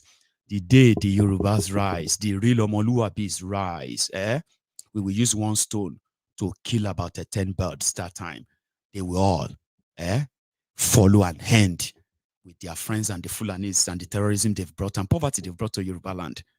When the Yorubas understand what these guys have done, and I will be one of those that will make you understand what they have done to us. Do you understand now? So, yes, the, what do you call it? There is this part 2, right? Where we now know that those who were supposed to protect our interests, especially the governors, the senators, the reps, every now and then they continue to confirm to us that they don't give a shit about us, except when there is an election. When they can begin to shout, Yoruba, look on Yoruba, Yoruba, you cannot leave your brother, and the rest of that. So we can confirm that now very much. And I'll leave you to the rest. Because you see that man and many others that couldn't make video to share with us, they are the victims of one Nigeria. And listen to me, whether they are for one Nigeria or they are not for one Nigeria, the situation that we have found ourselves today means it doesn't really even matter anymore. What matters now is that if you are still trying to kind of be on the side of those who are afraid to stand up to these criminals, if you are still one of those taking such position, then maybe you deserve what is coming for you. I promise you. So, Koolu is in Addis Ababa, Ethiopia, where they have now made Koolu the health minister, the health director for the African Union, the assemblage of Africa demagogues, election riggers, corrupt rogues, old and senile, relics who are holding on to the destiny of their countries. That's where they entertain themselves. Baba, if no be say na juju, somebody we know well. Baba we know where it is shout me lokan. They now made the lokan. The man in charge of the healthcare for the African Union, for the entire continent. Water.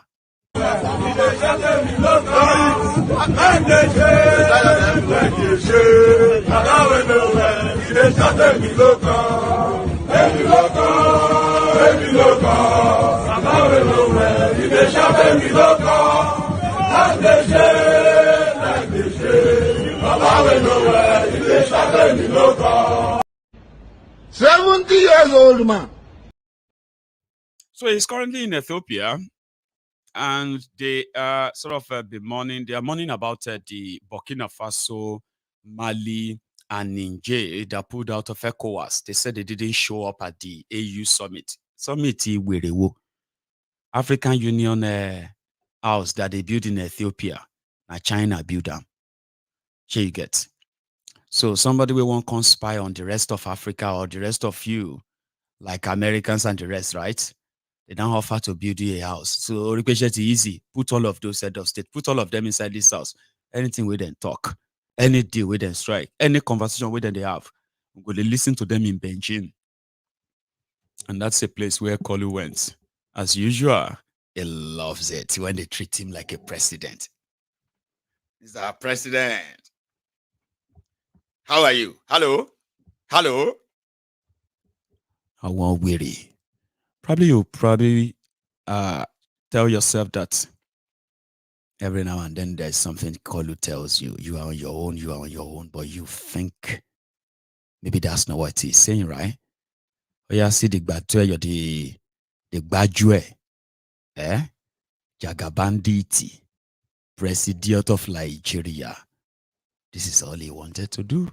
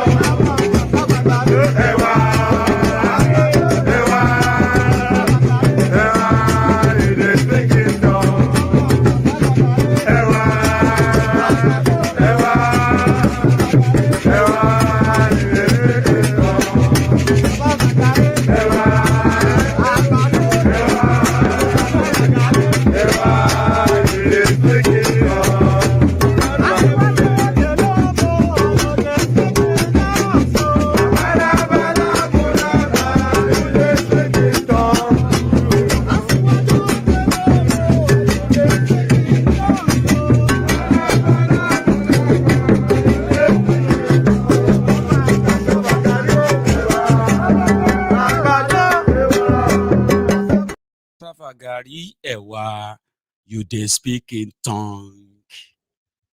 Koolu agba yahoo. The man wey be say wetin no is to pick your pocket. Next time when you hear say highest generated revenue, go and ask the people where then collect the money from. What did they get in return? Lagos is the highest generated revenue. Ask those businesses that they are squeezing and picking their pockets. He build Lagos, he will come and build Nigeria. Now, this is how it is built. Oh, you understand? So you would have to get used to it. According to Koolu has appointed, okay, I'm going to start with this, right? You know this guy, that is Koolu's son-in-law. That is Iyaloja General's husband. Every time you are hearing Fola Shade Tinubu Ojo, Abi Ojo Tinubu, whatever, now the Ojo be this. Now the guy be that. Now person way Shade marry be this. Shade Tinubu. Sure you get now husband be that. As Iyaloja, that is now Iyaloja General of Nigeria. She's already calling herself Iyaloja General of Nigeria. Her husband, they need to find out something. They need to find him something. So that's her husband. And he has just been appointed as the head of the Federal Housing Authority in Nigeria. It was announced, he was appointed yesterday. Today, before Koolu left for Ethiopia, Koolu released 129 billion naira to Federal Housing Authority for housing for everybody in Nigeria. You get that? Do you get it? Do you get it? Well, if you don't get it, just forget about it. You get it? Okay. If you don't get it, forget about it. You get it? Okay. If you don't get it, forget about it. Forget about it. So now go they wait for housing, Thiefnubu's houses, and then you will be waiting, Abi? Because now Shade's husband will now come and build housing for Nigeria. They don't release money. Sharp. They don't open shop for him. Waiting una go see. Una eye. Waiting una eye go see. I swear, una mouth no go fit talk and finish. When Thiefnubu is done with Nigeria. You know what people are saying right now? If you don't stop him now, by the time they are done with you, some of you are going to have to learn how to kind of a corporate begging, or I don't know, right? You see this young man, he kind of called the internet today, and I was like, okay, I haven't listened to a lot of it, but the settings of the school debate, I don't know if you have seen this video, young people, and somebody said something that actually got me interested in sharing this video with all of you. Somebody said, see how innocent he is. The young boy is debating democracy, the school debate. And somebody said, look how innocent he is. They haven't fed him with bigotry yet. For such brilliant boy and mind, and his curiosity, which is brilliant as well, they are so innocent before Nigeria will happen to them. And that breaks that person's side. It was, this breaks my heart. I was like, why are you feeling sad for something that hasn't happened? It was like, I don't know. I just felt like if children, as pure as they are, if they never get them involved in the bigotry, the division, and all of that, that has hitting so deep into Nigeria fabric and all of us, maybe we can then say they are the future leaders, the leaders of tomorrow. Sure, you understand the innocence, like. But anyway, I'll share it with you before I take calls, okay? Listen. Mr. Chairman, impartial panel of judges, accurate thank you, my co-debaters, ladies and gentlemen. My name is Abdul Kadir from Kasim Primary School, Adel. Strongly standing here before you to oppose the motion, which says voting should be mandatory. Firstly, the use of force in a democratic setting is unconstitutional. Forcing people to vote undermines democracy itself. Hence, democracy is built on the ideas of freedom of choice. People should be free to choose who to lead them. Making it mandatory to vote is directly taking away this freedom. Any government that tries to apply the use of force becomes authoritarian, attacking the personal liberties of its citizens. This alone disqualifies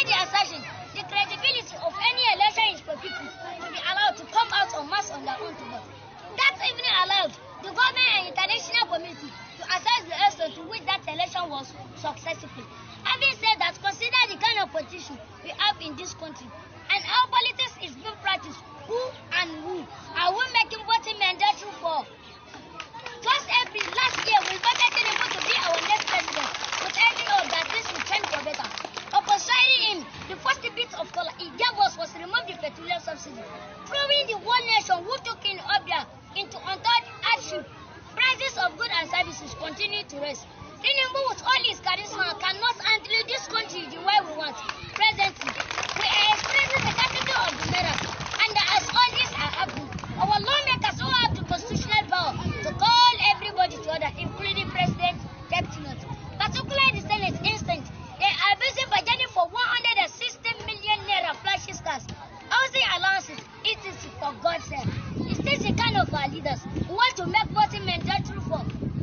Leaders that have turned out to be bunch of thieves, politicians, betrayers, ugliness, and above all, they come from the constitutional books. They elected for. I beg you, Baba God, scatter them, destroy them, including NG and Adi, that try to make voting mandatory for us. Because of this great leader, we all know that today, hungry, starvation, and what family died is the order of them. Burn out of the insincerity of our leaders.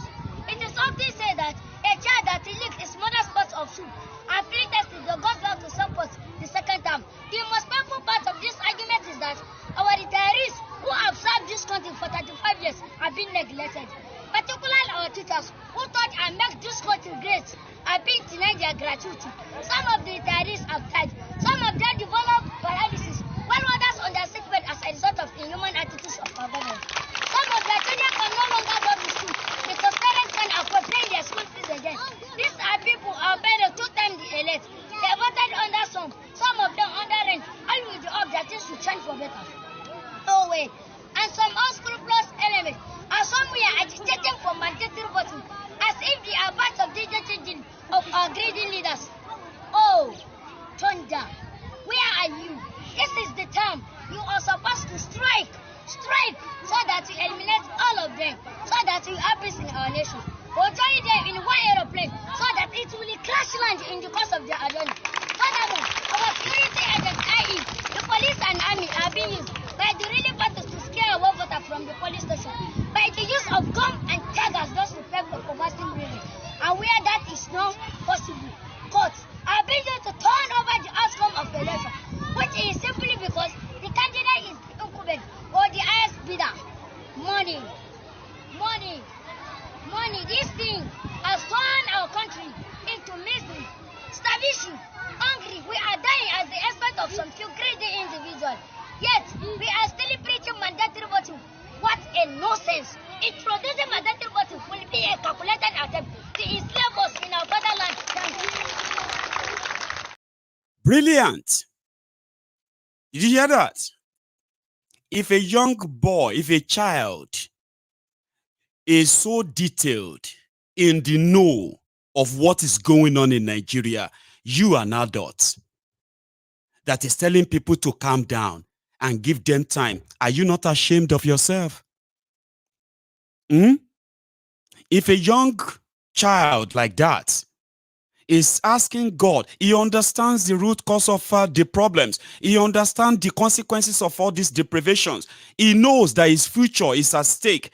He was there in a school debate asking Thunder, oh, where are you? Why can't their plane crash land and they die? Why can't this and that happen? But at your own age, you are forming a Voltron for government and your oppressors on social media. And you still don't think you have a mental problem, a very serious problem. You don't see it that way. I'll leave the rest of us with our own personal judgment, or whatever you see to it. And that is where I'm going to draw the curtains tonight. Okay? I will take calls. I mean, I would love to see your reactions to all of this. It's getting worse, they say. But I'm going to go make myself a cup of tea. Now, when I get back, I will take calls. Just give me 2 minutes. Now, if you have been with me all night, please, at this point, even if you have to go, please like the broadcast, okay? Share it if you think it's worth your time so far. And if you are going to be a contributor tonight, you can grab your phone. The line will be opened in 2 minutes. Don't go anywhere. I will be right back.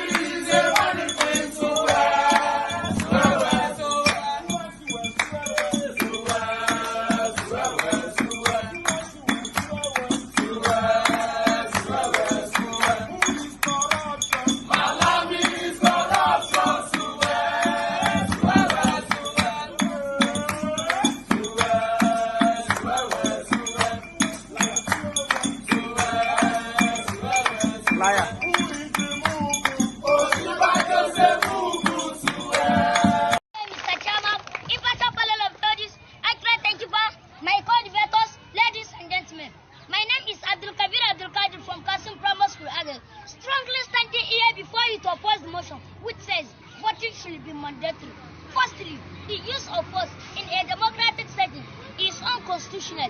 Forcing people to vote undermines democracy itself. Hence, democracy is built on the ideas of freedom of choice. People should be free to choose who to lead them. Making it mandatory to vote is directly taking away this freedom.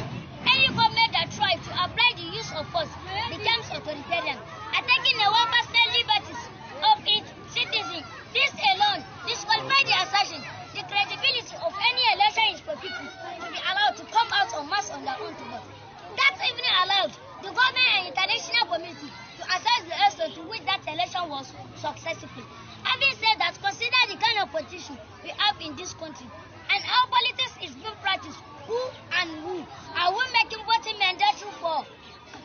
Just April last year, we voted Tinubu to be our next president, with every hope that this will change for better.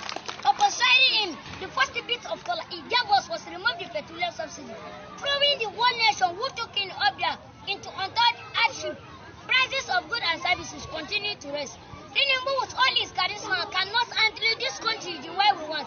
Presently, we are experiencing the capital of the naira, and as all this are happening, our lawmakers who have the constitutional power to call everybody to order, including President, Deputy Notes, particularly the Senate instant, they are busy budgeting for 160 million naira flashy cars, housing allowances, etc. For God's sake. Is this the kind of our leaders who want to make voting mandatory for? Leaders that have turned out to be bunch of thieves, practical, betrayers, hungry men, and above all, taken out from the constitutional box, the elected vote. I beg you, Baba God, scatter them, destroy them, including Njik and Adi, that try to make voting mandatory for us. Because of this great leader, we all know that today, hungry, starvation, and what many died is the order of them. Burn out of the insincerity of our leaders. It is often said that a child that leaks his mother's pot of soup and pre-tested the goes back to support the second term. The most painful part of this argument is that our retirees who have served this country for 35 years have been neglected. Particularly our teachers who taught and make this country great are being denied their gratuity. Some of the retirees have died. Some of them developed paralysis, while others on their sick bed as a result of inhuman attitudes of our government. Some of their children can no longer go to school because parents can afford paying their school fees again. These are people who are better 2 times the elite. They voted under some of them under rent, all with the hope that things will change for better. No way.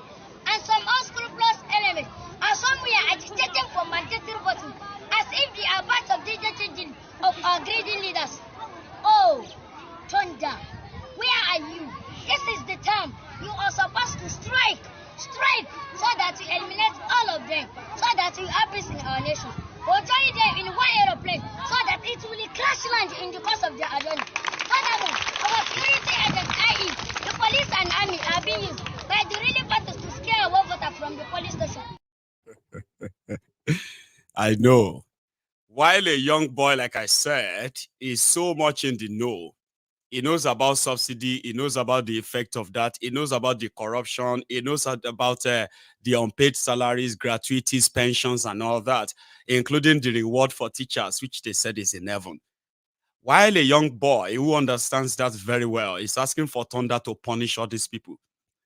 Take a look at these empty heads in their element. On your mandate, Bola, on your mandate, Bola, on your mandate, we shall stand. On your mandate, we shall stand. On your mandate, on your mandate, Bola, on your mandate, Bola, on your mandate, we shall stand. The majority of them can no longer stand. On his man's death, they are now dying. I'm so sorry I kept you there for so long, but I love your patience. Good evening to you, ma'am. How are you? Good evening. Great. You might need to mute the broadcast now because I can hear myself. Yeah, I think I've done me. Right. The grandchildren are around. Yes, I think. Can you pause it? Give me 2-3 minutes. Yeah. Okay, then is it better? I think it is now. Then. How are you? Please, I'm on the phone. Okay. Yeah. Very good. I don't even know. I don't even know what to say. Because thank God for your program. Because if not so, It's a bit like as if something is wrong with someone like me. But thank God for the platform. At least I can say I have some like-minded people like me that would think like alike. Nothing is wrong with you. It's not that you are like the one who has a problem to understand what's going on. Now it's a little problem going on. I know. Honestly, I don't, because I think most of these people, even the learned ones, I think something is really not right.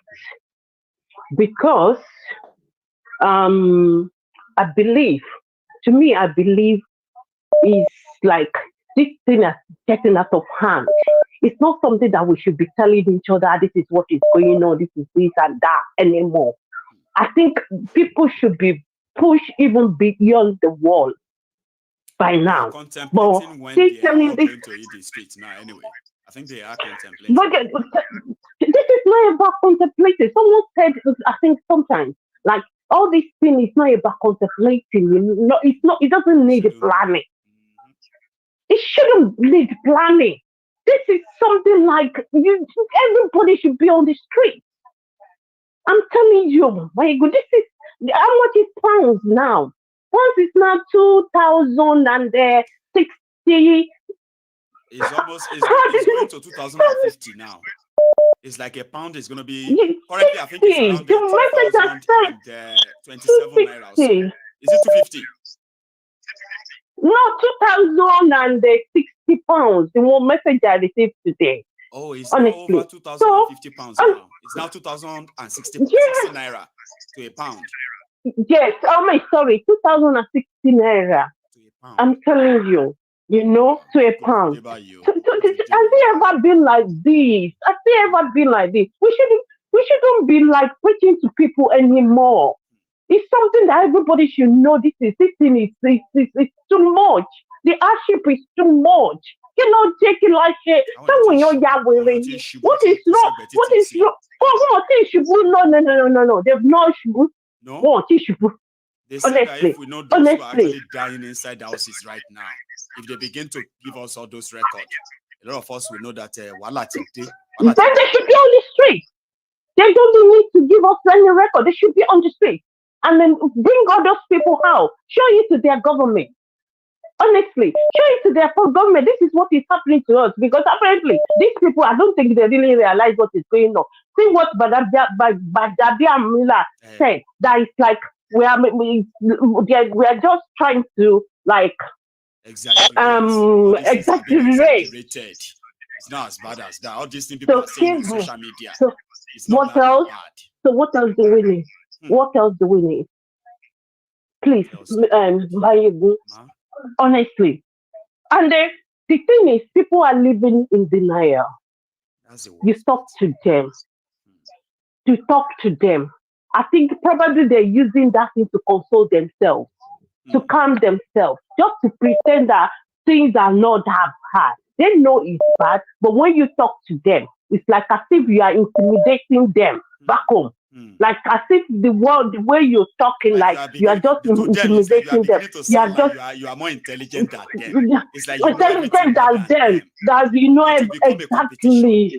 That you don't exactly that competition, that the argument. You just want to win the argument. You just like to say this. You don't even see anything wrong in good in Nigeria. You don't see everything about what you say is just negative. They just be manipulating you. Honestly, this thing, like they were talking about yesterday. I think was it yesterday? You were talking about Obi and all these people. Honestly, to me, Obi should stop wasting his time because there's nothing he can do about that country. There's no how. Let him change to another party. There you go. Same thing will still happen. It's going nowhere. Even worse. Yes. It's going nowhere. So he should just stop wasting his time about that.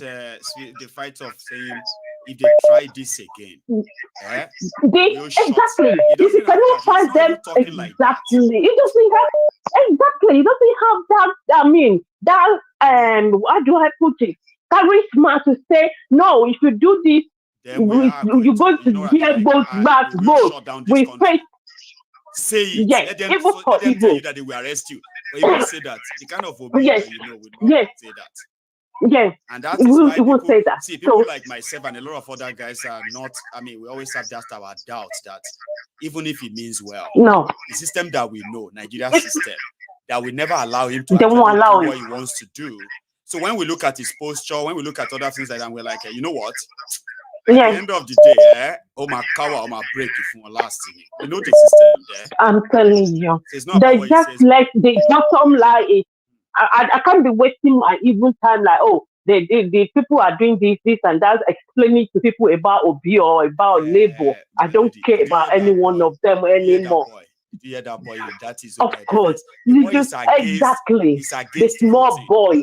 The boy said, it should be unconstitutional to force people to vote. That's what he was saying now. He said, honestly, what happened to those votes that we have done? Look at our life now. We have done. So why are you asking Look at our life? It should become a crime. Why that small boy? That small boy can say that, and the adult is they can calm down very soon.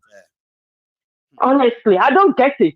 I don't get it. Honestly. So, thank you, I wish all of us all the best. The best thing is break up this country. They said, oh, it's still going to be the same thing. Sorry, please, give me 1 minute. They said it's still going to be the same thing. To me, I don't believe it's going to be the same thing. If you divide that country, we know that Yoruba, Igbo, wherever, Igbo, and Biafra, we go and sort out our country. We start from the scratch. Whatever we can do, we do it. Some people that we can, if you do something, they punish you. Then win or lose, honestly, all of us go do it our own thing. That's why it's called your nation. Exactly. But let's do it first. Exactly. Exactly. Thank you so much. Thank you. God bless you. My regards. Bye, everyone. All right. Thank you. Thanks a lot. So what happened is that I am sorry, guys. Right? I have picked that calls when somebody now said, "Mayegun, play that video again." Normally, I should be away for 2 minutes, so I picked the call and then I had to wait. I mean, keep her there for about 3 minutes until you finish here listening or watching that video. So I had to give her that time. In fact, I actually caught her unaware. Probably felt like I just left her. So I have another caller. So we can please mind the time now, so we can have more people on tonight. Can you hear me? Hello. Hello, I can hear you, Mayegun. Good evening, sir. Baba. Good evening. My name is Rotimi. I'm a first-time caller. Sir Rotimi from London, is that, sir? Yes, from London. I've been watching your program for years. Thank you, sir. I normally watch your program. Even when I'm going to work at night, I'll be listening to the audio while driving. Oh, Mayegun, we need to. You know, you've been doing this thing. You've been telling us the truth. You've been updating us, giving us how Nigeria, they are being messed up with that country. Mayegun, we should not lie to ourselves. That country is bad. That country is no more country anymore. I can't see any good thing coming out from that country. We should tell ourselves the truth. Let us go on our own. Let Yoruba find your level, Hausa, Igbo, wherever. So that we can go and start all over and build a good nature for ourselves. We are living in UK. No one stress us here. And I will now go to Nigeria, I will be stressed. And your content of me pay Lela Bosi Mioko.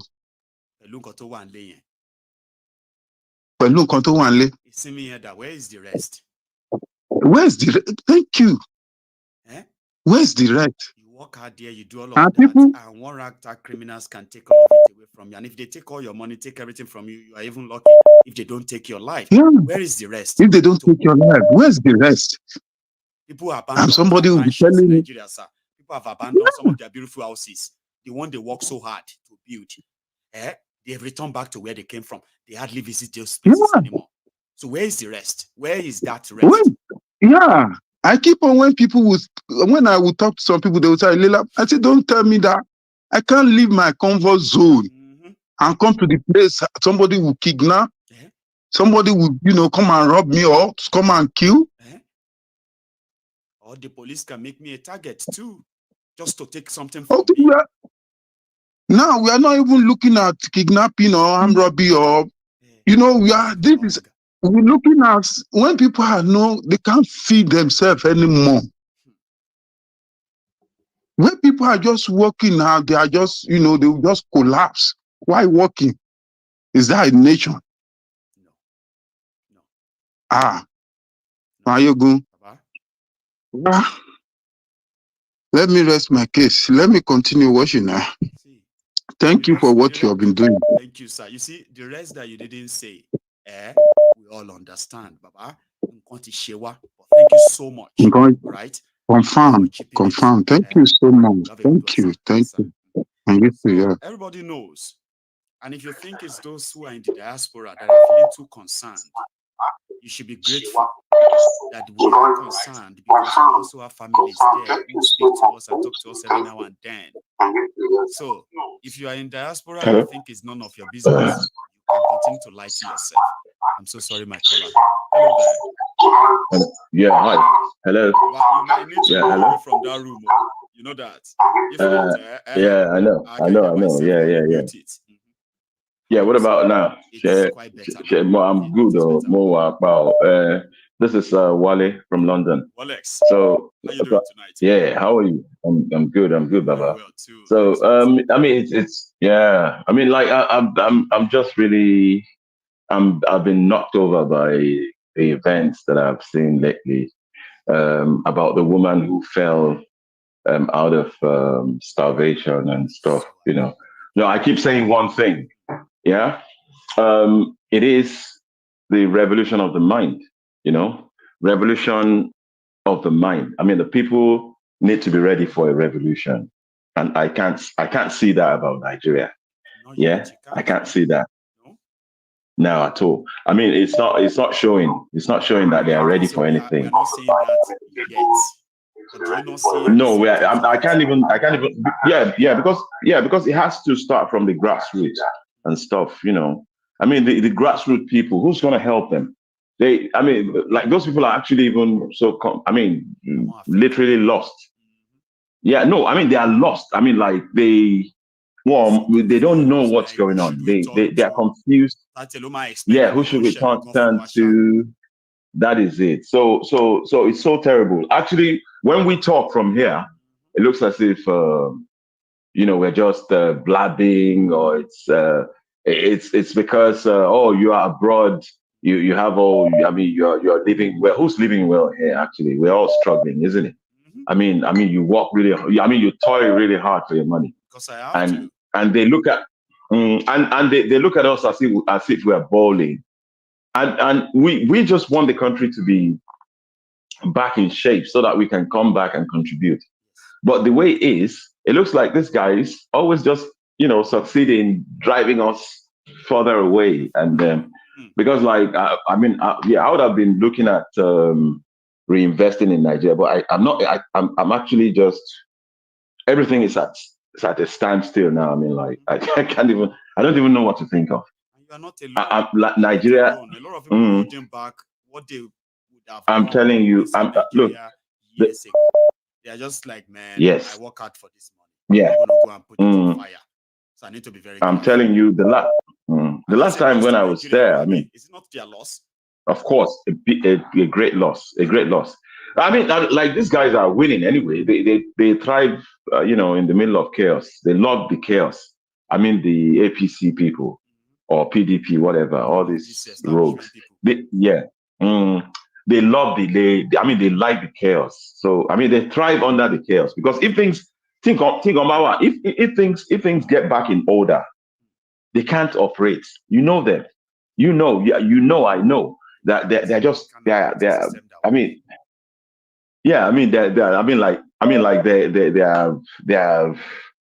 a waste of, I don't know. like they can't do anything. They know it. I think probably they know it themselves. You understand? They just need real help. Let's even talk as like, okay, now.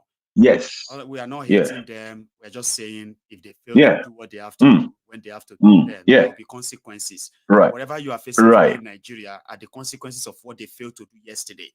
Now, if they are still today not doing what they failed to do yesterday, there is more hunger tomorrow. Yes. Do you understand that now? I'm telling you. And here we are. They are doing the same thing. They are not showing anything to say they are doing something different. So, Bollocks, you are 100% right. In case who are listening to you feel like this is you feeling like you are far off or you are better. No. These guys who brought all of us to this stage, right? They are still doing exactly what brought us here.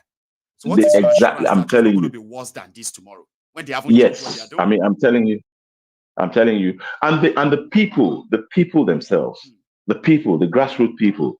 Remember when Mao Zedong and Zhou Enlai and all these people, the revolutionaries, when they started in China, don't forget that the people were ready. The people were mad. Like we are going to eat these oligarchs live. So when they started, they had a push from the people. So I mean, the establishment couldn't stay anymore. I mean, because it was too heavy for them. Like thunder. It was too much. It was like out of control. It's like you are standing in the way of a tsunami. But Nigeria is so too far from it, millions of miles away. I'm not talking about. And you don't think things can go from 0 to 100 overnight? I should think so, but it won't be organized, honestly. Because look, let me tell you something. This guy has to be organized. It must have. That is what I'm saying. And it must have an end result. Yes. Don't start what that you is are going it. to say you are negotiating later. No negotiation. That at all. Simple as it has to be like it has to be like you guys are going. There's no option. We are not giving you another chance. This is it. Gone. And by this time, we even want to discuss this country. We'll discuss this country. That is it. Before any election takes place. That's it. So any revolution, any protest that is not tagged that way is a pure waste of time. What makes you think? Of course, you're right. You're very right. Because look, let me tell you something. Without the people being ready, nothing can take place. They know these guys. They know Nigerians for what they are. They know that they will come tomorrow and start throwing peanuts at them, and they will fall for it again. So look, let me tell you something. It's not even their fault per se anymore. It's the people's fault. If the people are not ready to stop them, they are not willing to stop too. So it is now the fault. They're not stopping. Wow. Of course, because they are criminals anyway. Yes. Do you understand? Yes. So you don't expect a criminal to change. I mean, that's what he does for a living. To stop them. You understand? So if the people's mind's eye wouldn't open, well, it's very unfortunate. Thank you. You have sent so many punches within just 4 minutes. And I bet you, whoever knows that message is for him or her, they are currently probably just shifting on their seat right now. Like, I know he's talking to me. You've done something there. I hope so. I hope so. The mindset has to change altogether. This I better pass my neighbor mentality has to change. Everybody has to. I mean, the people have to see. Yeah, the people have to see that we are in it together. You understand? If they don't see it, well, too bad, bro. Have a nice evening. Yeah, you're doing a great job. Yeah, keep it up. Keep it up. Keep it up. Yeah, keep it. So I have another caller on the line. If you are still watching me, please take a moment and like this podcast. Okay, that's very soon. That will be us. Hello there. Hello. Good evening. Good evening. How are you? I'm fine. My name is Damilola Alabi. Dami. I'm calling. Yes. Fine, thank you. I'm calling from Nigeria as always. And here we are. How is Nigeria today? Well, Nigeria day where you day. Today. Tomorrow is another day. You know what I mean? Well, like now only you can tell how your day went. In fact, and how you survive today. All right, whether to work or to business or other things. Now only you know what it took you to survive today. And whatever your plan I'm is for the telling you. next few days as well, now only you personally know what it's gonna take you. Sure, you get Abi. So I am telling you. How are you guys? Niger day where it did. That's what I always say. And I thank God I've been able to survive every day and I've not been kidnapped. That's the most important thing because I travel on highway where you can easily be kidnapped almost every day, but then I thank God. Anyway, what would we do? Well, we'll keep, It is what it is. We'll keep hoping and praying for your safety because I would not want to see people hardworking people. Personally, I think it's beyond prayers. I mean, I do tell my family members, I tell my parents, although they usually look at me like, why do you always say weird things? I know. I do tell them, if I die tomorrow, if I get kidnapped, don't look for ransom. Let them kill me. I mean, there is no reason looking for 100 million, 200 million for. I mean, to our politicians, do they care about us? So why should we care too much about ourselves? That's gotten to that point. Yes. If I can fight there, I fight. But I can't fight. If they win the fight, let them take whatever they take. What's life in all of these things after all? But then that's just by the way. I'm still optimistic. It's not as if I want to die the next hour. So, that, but I get what you mean. Like, this is not about prayer. This is not about exactly. It's pretty much more than that. But I still wish you exactly the best, Baba. Because hardworking people shouldn't end up in this whole mess. But like you said, it is what it is now, right? Oh yeah, that's what it is. Please. Cool. Yeah, so I want to first of all talk about that little boy. I mean, seeing him on Twitter earlier today, it's the best video I've seen this year for a lot of reasons. And I was happy, honestly, and I was happy that you mentioned something. The same thing I said on Twitter today, that you, Agbalagba Okponush, you will say you don't see or you don't know what this young boy is saying. If you now know what this young boy is saying and you are still saying on your pampas you are standing, then you guys are crazy and nothing will redeem you from your craziness. You will continue in that state. And I said something again. The boy is actually a student of Mayegun Diary Political, but he doesn't know. He will get to know as time goes on. So then there is one thing I want to point out from what people say. I like the point raised by the last caller. He mentioned that these people are criminals and that's what they do for a living and they wouldn't change. Because we know that now, I would like that people stop blaming those of us that are in the country. It's not as if we don't know what we can do. It's not as if we've not done things before. But what was the result of what we did? I realized currently that people are so hungry that they are even weak to talk. They have been so bittered, battered, beaten, defeated that just give them anything and they'll feel like, okay, at least I could survive today. Whatever happens after today, God is in control. It has gotten to that level. And we should always remember something too. As much as there are lots of stupid, mentally deranged people among us that have voted for APC, we should always remember Tinubu stole the election. It's not as if we voted for him. And that's why I told you that being a criminal, no matter whatever gaslighting they are trying to employ, even in 10 years, we must always say that to their faces. You must be saying it. It did not win any election. It did not win the election. The judiciary may have given him the election. Mahmoud Yakub may have done the magic for him. It all boils down to what the last caller said. He's a criminal and he has found his way to the presidency in a criminal way. No problem. But let people stop gaslighting us for the fact that he is the president. He didn't win the election. And now that he's a criminal and he's a president, he has two powers. If you come out to do anything, at the end of the day, we are dying. That's the truth. Even when he was not president, we died. I was in NSAS. I saw everything that happened. I literally slept in the bush that night. And I always tell this tale. So, but then, thank God for my life in OAU. I was a student unionist in Obafemi Awolowo University before I graduated, and that spirit remains. But some things have, it is always there. It is always there.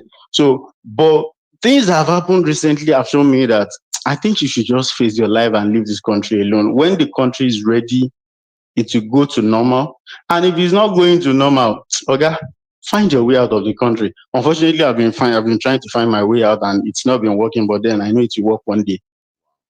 At the end of the day, please, we know what to do. We are trying to do what we should do.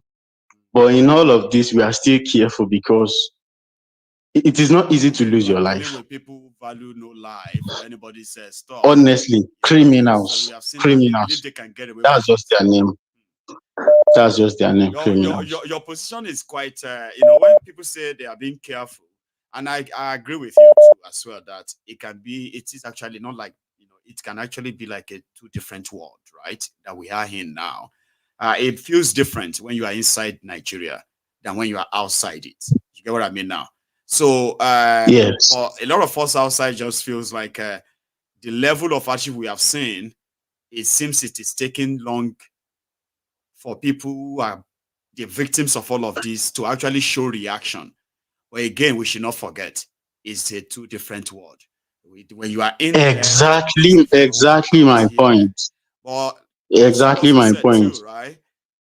When things boil to the point and people are really ready, all this English won't matter anymore. All this prediction, all this talk won't matter anymore. Every one of us will just have to flow with it. That's it. It's happening. But yeah, we'll keep the work on that of revolution of the mind, which is to continue to help people understand. Say it to everyone, let them understand. Exactly. And I want to also add that. Okay. No, go on. Okay, I just want to add that people should also remember that if some of us are here and we can actually speak out.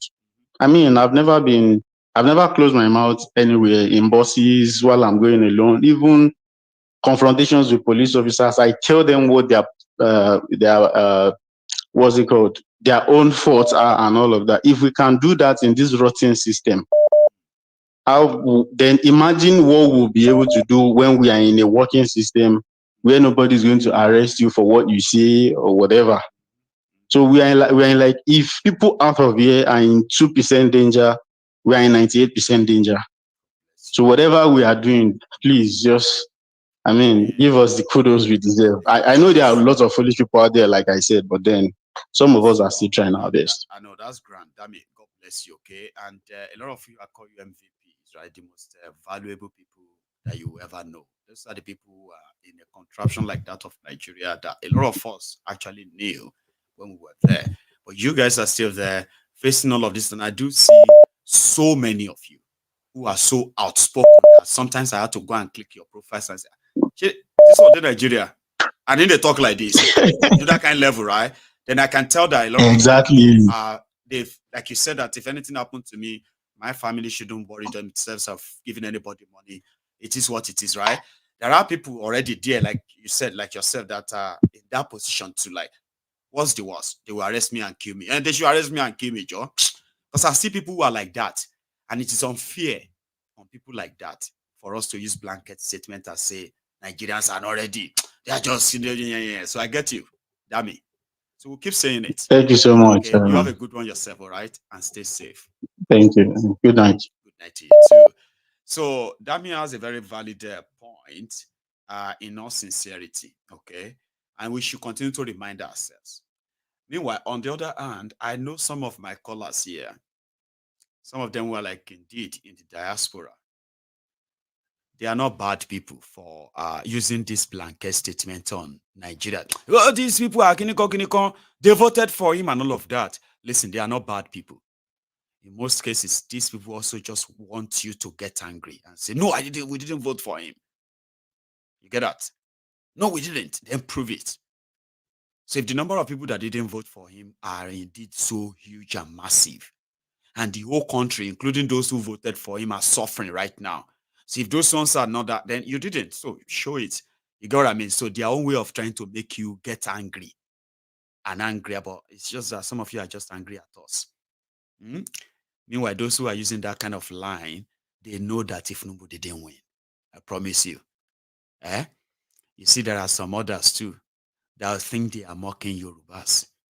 I've read comments where someone said he's happy that it's the Yorubas that are crying now. The tribe that forced Thiefnubu on them. I'm a Yoruba man. We all saw what happened. But somebody there is using that blanket statement on all Yorubas.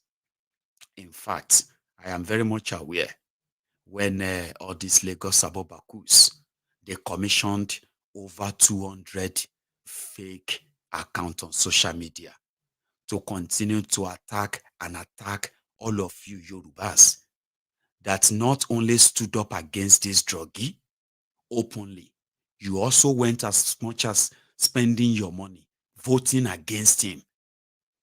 But they commissioned about 200 of these fake accounts. And they started saying, oh, I regret supporting Obi.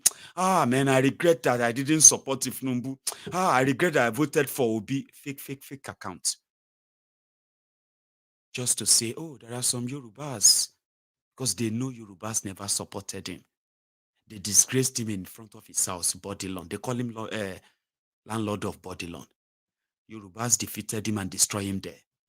In front of his house, at the back of his house, his own local government in that place. They defeated him at the biggest local government in the entire Nigeria, Alimosho. He was defeated there. He was defeated in the entire Lagos State. They call him landlord. Who do you think make up those numbers? Agatus and who? Igbos. They were Yorubas. Well, there are people who they implanted to plant that divisive one for those of you who publicly rejected Thiefnubu to begin to feel like those who, they were like two. They commissioned some to start attacking all of, to start attacking those of you who voted for Obi or supported Obi. And at the same time, they commissioned some of them to begin to say they regretted supporting Obi.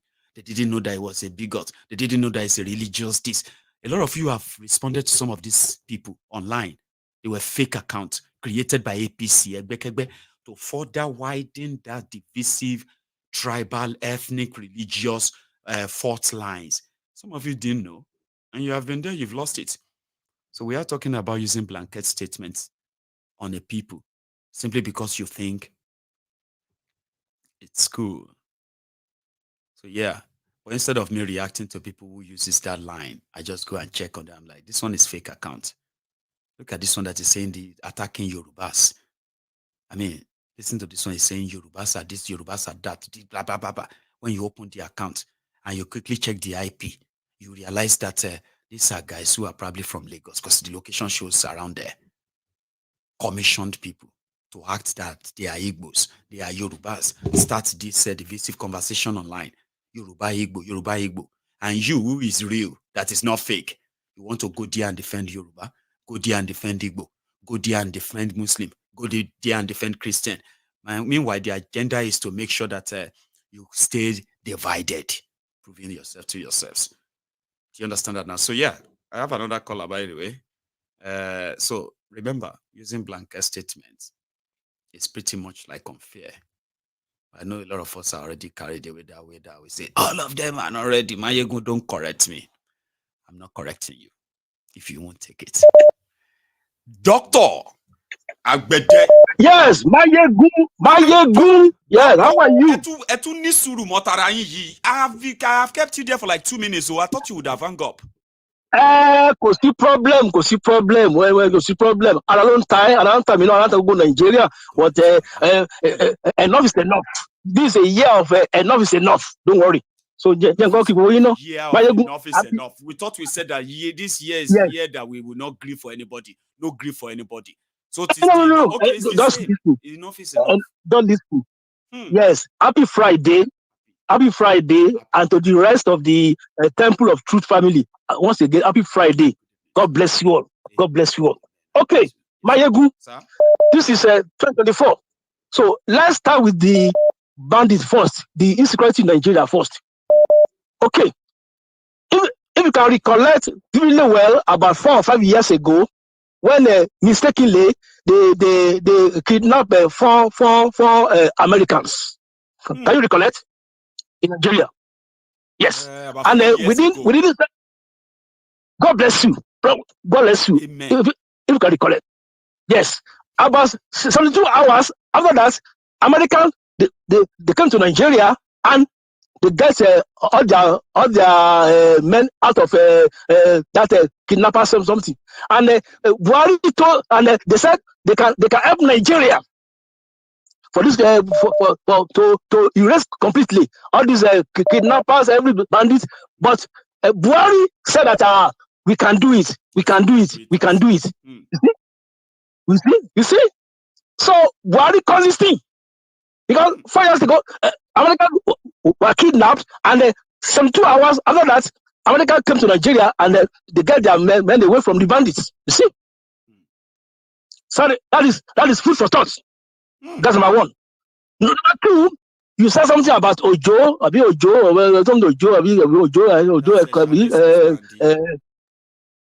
God bless you. You two go and run for an election and win. Go and run for an election and win. I can never win. Just listen to me very well. You want to be senator in America now, right? You are going to talk to your constituents and everybody. You are going to go to different. Once you pass, what have you? You are going to be on the ballot, Abi. In Nigeria, you have to print money, and I don't get money. So you are right. You are right.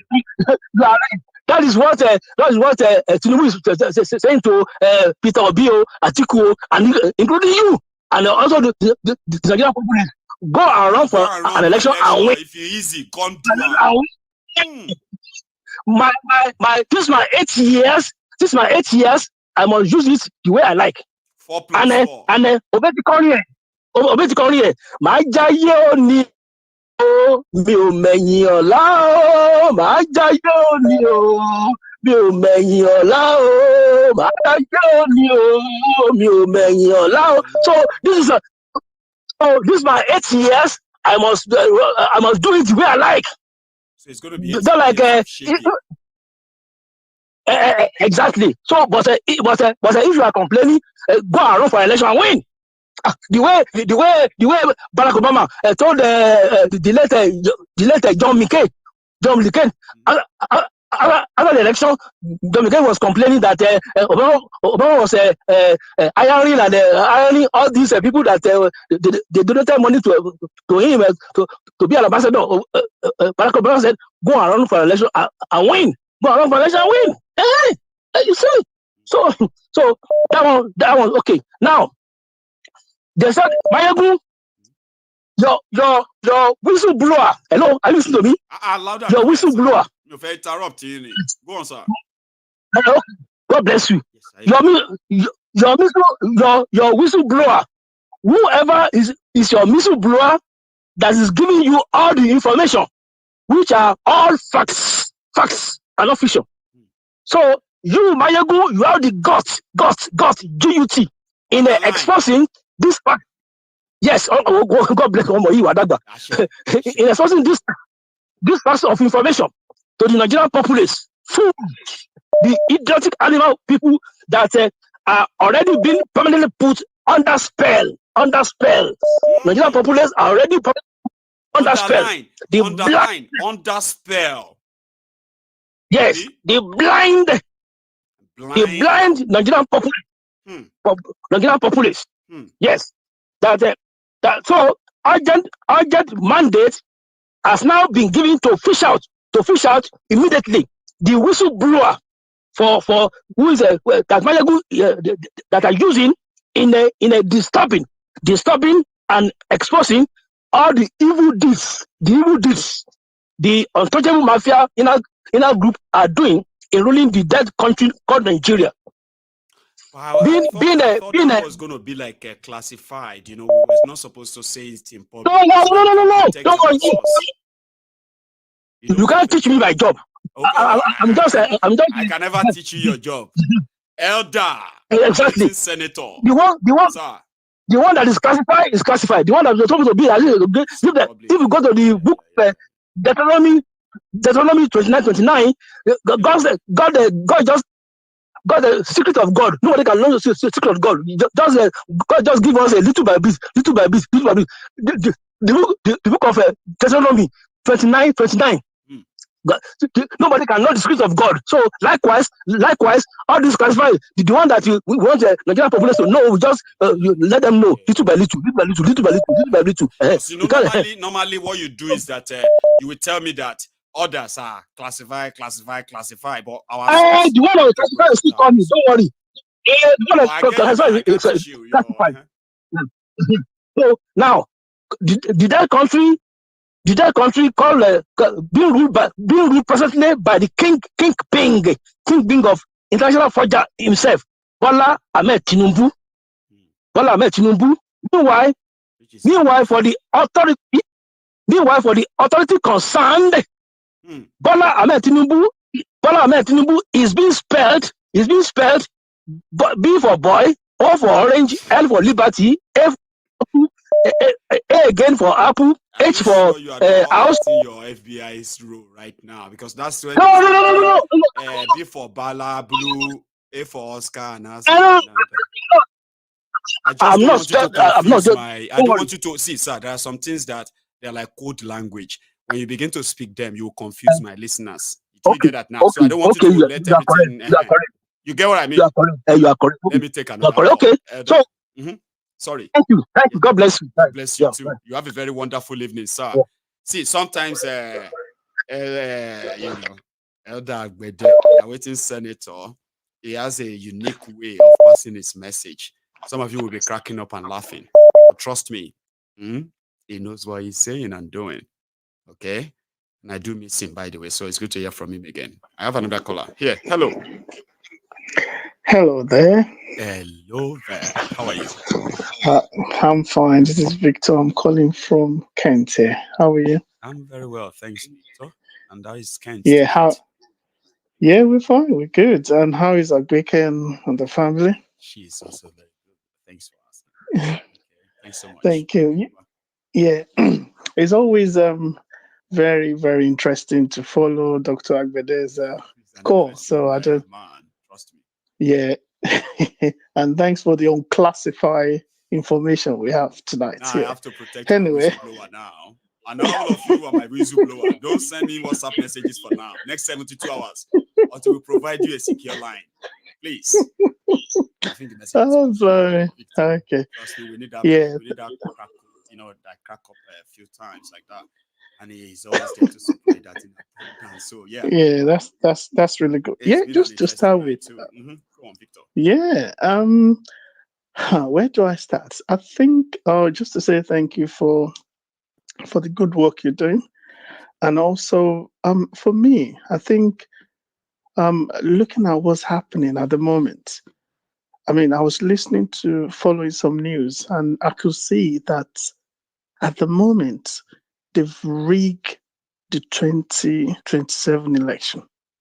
Look at the people in the justice system. Look at the people in the INEC key position. They have key in people there. That's right. So, and people don't understand that in Nigeria there's no election. There are rulers. There are people that manage what happens, and they determine who goes next. You know, every 4 years, people go out and do election. It is no election. They coin them to come out. It's like abracadabra. You know, the more you see, the more you look. Exactly. You have to validate the fraud. So when you come out, you are going to say they rigged you. You are going to say they bribe. What happened is that election shall happen, Abi. Some people shall vote, Abi. Or some didn't, Abi. But those who come out and everything, at least that means election has taken place. You validated it. Yeah. But listen, did you listen to that young boy, Abdulkadir, who said it should be a crime to ask people to vote? A little boy said it should be a crime to ask anybody to go and vote. Yeah, and this is what is going on. Yes, it's people don't get it. You can come out en masse in thousands, in millions. Yeah, the people that will declare the result, they've been bought. So, and that's why nothing can work where the system is not there. You can get 100 of obese. You can get 200 of obese. But the system that they're going to work in is faulty. There's no even system. So until we go back and realize that before we talk about democracy or governance, there needs to be a system in place. And that system is not there. You cannot build on nothing. There's no way it will work. Every 4 years, you will come out and you will shout, we need to vote, we need to vote. Yes, okay, you will vote. And after that, they will rig you out. And then you come out, Ebing power, Ebing power, wait for another 4 years. We'll do it again. You know what you said? What you said about institutions, which is so important. We have it on record that Nigeria would rather build strong men than build strong institutions. You get that now? So, in 2019, these guys invested 187 billion naira in that their election. Out of that money, over 40 billion was said to have been expended on building server that will collect all the data of the vote from everywhere. And when it was time, the server didn't exist, or maybe it did. Maybe it did exist, but they finally erased it, right? So they went to court. When they got to court, it was actually like when you go to court for an election, right? The electoral umpire that conducted the election must present all the materials used, everything. Back to you. This is you questioning what they have done. Here you get now. So when it was turned off for Atiku to ask for those evidence, INEC boldly told the court that there was nothing like any server anywhere. Atiku is deluded. Nigerians that were the same Nigerians that were told that they were spending over 40 billion on a particular server to keep record of every vote. They faced them and said there is nothing called server. And guess what? Some of those Nigerians said, maybe we told Atiku is looking for server. Server called Savani. Then Bukwari showed them. Maibu, can I just come in? Can I just come in, Maibu? Please, because that's what they did again in last year. They talk about IRF, only for them to erase it and said it doesn't matter. Please come in. Do you know the high rev that refused to work? Yeah, was the same high rev that saved Adeleke, the dancing governor. That's right. You remember that? Yeah, and he went straight to Abuja. He said, well, if you don't do anything, this one that you did to save me, you've done well.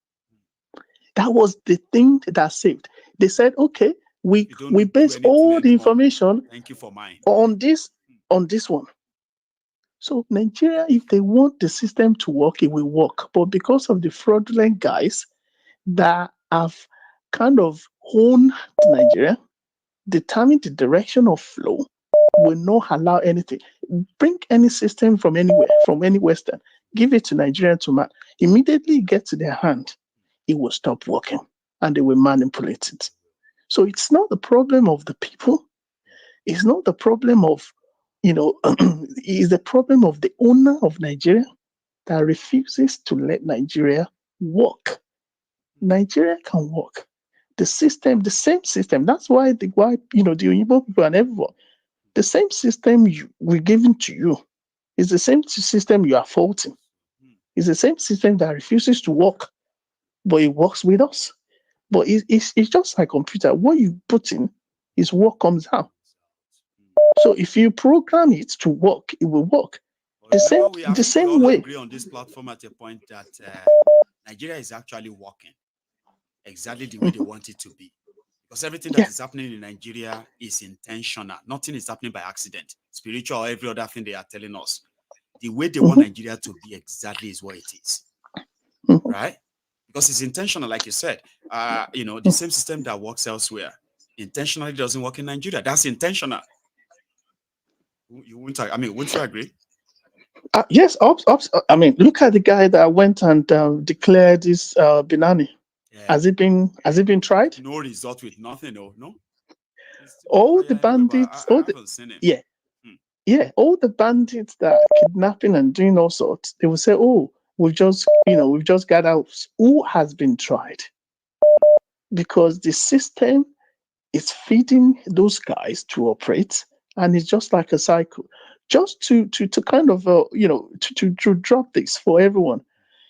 I know a lot of people keep saying, "Oh, you go and rest at home." Where you are is your home. That you have a peace of mind. You can be in Timbuktu. If you are in Timbuktu, and Timbuktu is peaceful, that is your home. Nigeria will encourage you to build mansion. When you're about to go, they will say, "Hey, don't come, Momo." So who have you built that mansion for?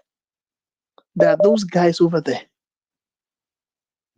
They will even ask you to build it to the spec of the Western people. We know you have a strong taste. At the point when you want to go home, they will tell you, "This happened to my people." And Nigeria, they live in denial. If it's not happened to them, that thing never happened. Why you go? You're doing a great. It's always a pleasure talking to you, honestly, right? And thank you so much. Thank you so much. Thank you. Family, okay? You have a good one. Yeah, I'll do. Cheers, Yeah. man. So, excuse me. This is where we're going to draw the curtains again tonight. Remember, I've always been very fair. Whenever I start late, I always do my best to make sure that we make it up to the full time and full hour. Okay. So if you joined us midway and you want to watch this replay, please remember the first 7-8 minutes. Please skip it. So at a point the audio didn't come on. Okay.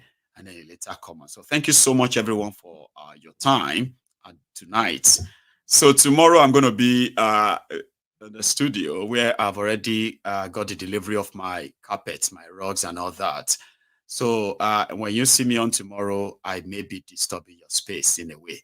Just ignore me if you have a lot of things doing. But if you are as free somehow, please plug in. I will continue my test running tomorrow. Okay. And I expect the place to look more sort of beautiful than it's been so far. So thank you so much once again to every one of us. I will see you maybe tomorrow afternoon, then tomorrow evening.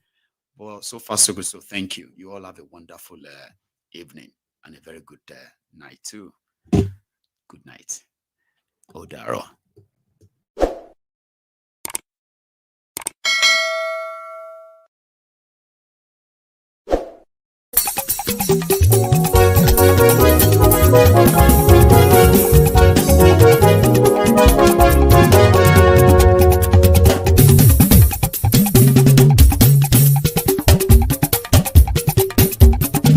Mayegun làwa mọ̀ làmọ̀ tó dòdòdò. Mayegun Diary Nayibi #1. Mayegun làwa mọ̀ làmọ̀ tó dòdòdò. Mayegun Diary Nayibi #1. Mayegun ti dé o ọ̀rẹ́ ara yìí. Mayegun Diary Nayibi #1. Lórí Facebook, lórí YouTube. Mayegun Diary Nayibi #1. Gbogbo bó ṣe ń lọ ni Mayegun já wa sí. Mayegun Diary Nayibi #1. Àṣírí ọ̀jẹ̀lú kì í bò níbẹ̀ o. Mayegun Diary Nayibi #1. Bó bá ṣe eré àní Mayegun máa wí. Mayegun Diary Nayibi #1. Ó sì tún ṣe eré wàá gbọ́ níbẹ̀ o. Mayegun Diary Nayibi #1. Mayegun Diary political. Mayegun Diary Nayibi #1.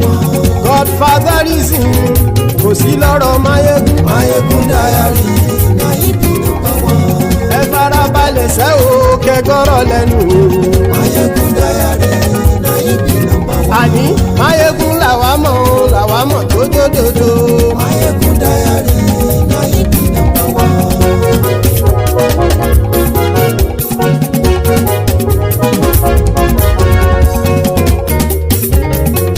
Àní ẹ̀sùn ràkì.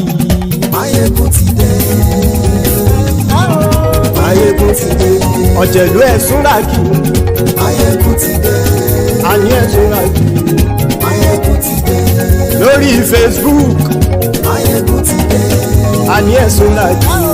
Máyégún ti dé. Lórí YouTube. Máyégún ti dé. Àní ẹ̀sùn ràjù. Máyégún ti dé. Bọ́ bàbá gbé wúrẹ́. Máyégún máa wí. Àní ẹ̀sùn ràjù. Máyégún ti dé. Ijó ìgbádìyẹ. Máyégún máa wí. Àní ẹ̀sùn ràjù. Máyégún ti dé. Bí pẹ̀sìdó bá rúfin o. Máyégún máa wí. Àní ẹ̀sùn ràjù. Máyégún ti dé. Bí gómìnà kówó jẹ. Máyégún máa wí. Àní ẹ̀sùn ràjù. Máyégún ti dé. Ọlọ́pàá tí ń darí bá. Máyégún máa wí. Àní ẹ̀sùn ràjù. Máyégún ti dé. Aṣòfin tí ń rúfin o. Máyégún máa wí. Àní ẹ̀sùn ràjù. Máyégún ti dé. Òpùrọ́ olóṣèlú. Máyégún máa wí. Àní ẹ̀sùn ràjù. Máyégún ti dé. Ọ̀jẹ̀lú ẹ̀sùn ràjù. Máyégún ti dé. Àní ẹ̀sùn ràjù. Máyégún ti dé.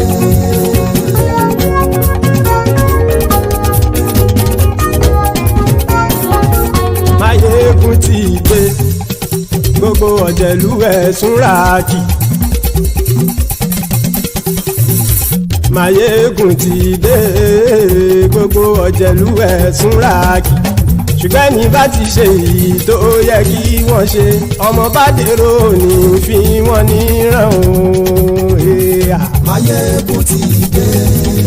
Gbogbo ọ̀jẹ̀lú ẹ̀sùn ràjù. Máyégún ti dé. Gbogbo ọ̀jẹ̀lú ẹ̀sùn ràjù. Ṣùgbọ́n ní bá ti ṣe èyí tó yẹ kí wọ́n ṣe ọmọ bá dèrò ní fi wọ́n níran. Wọ́n fowó bẹ́ẹ̀ o Máyégún ó sọ pé wọ́n ò bẹ́ẹ̀. Wọ́n fowó bẹ́ẹ̀ Máyégún ó sọ pé wọ́n ò bẹ́ẹ̀.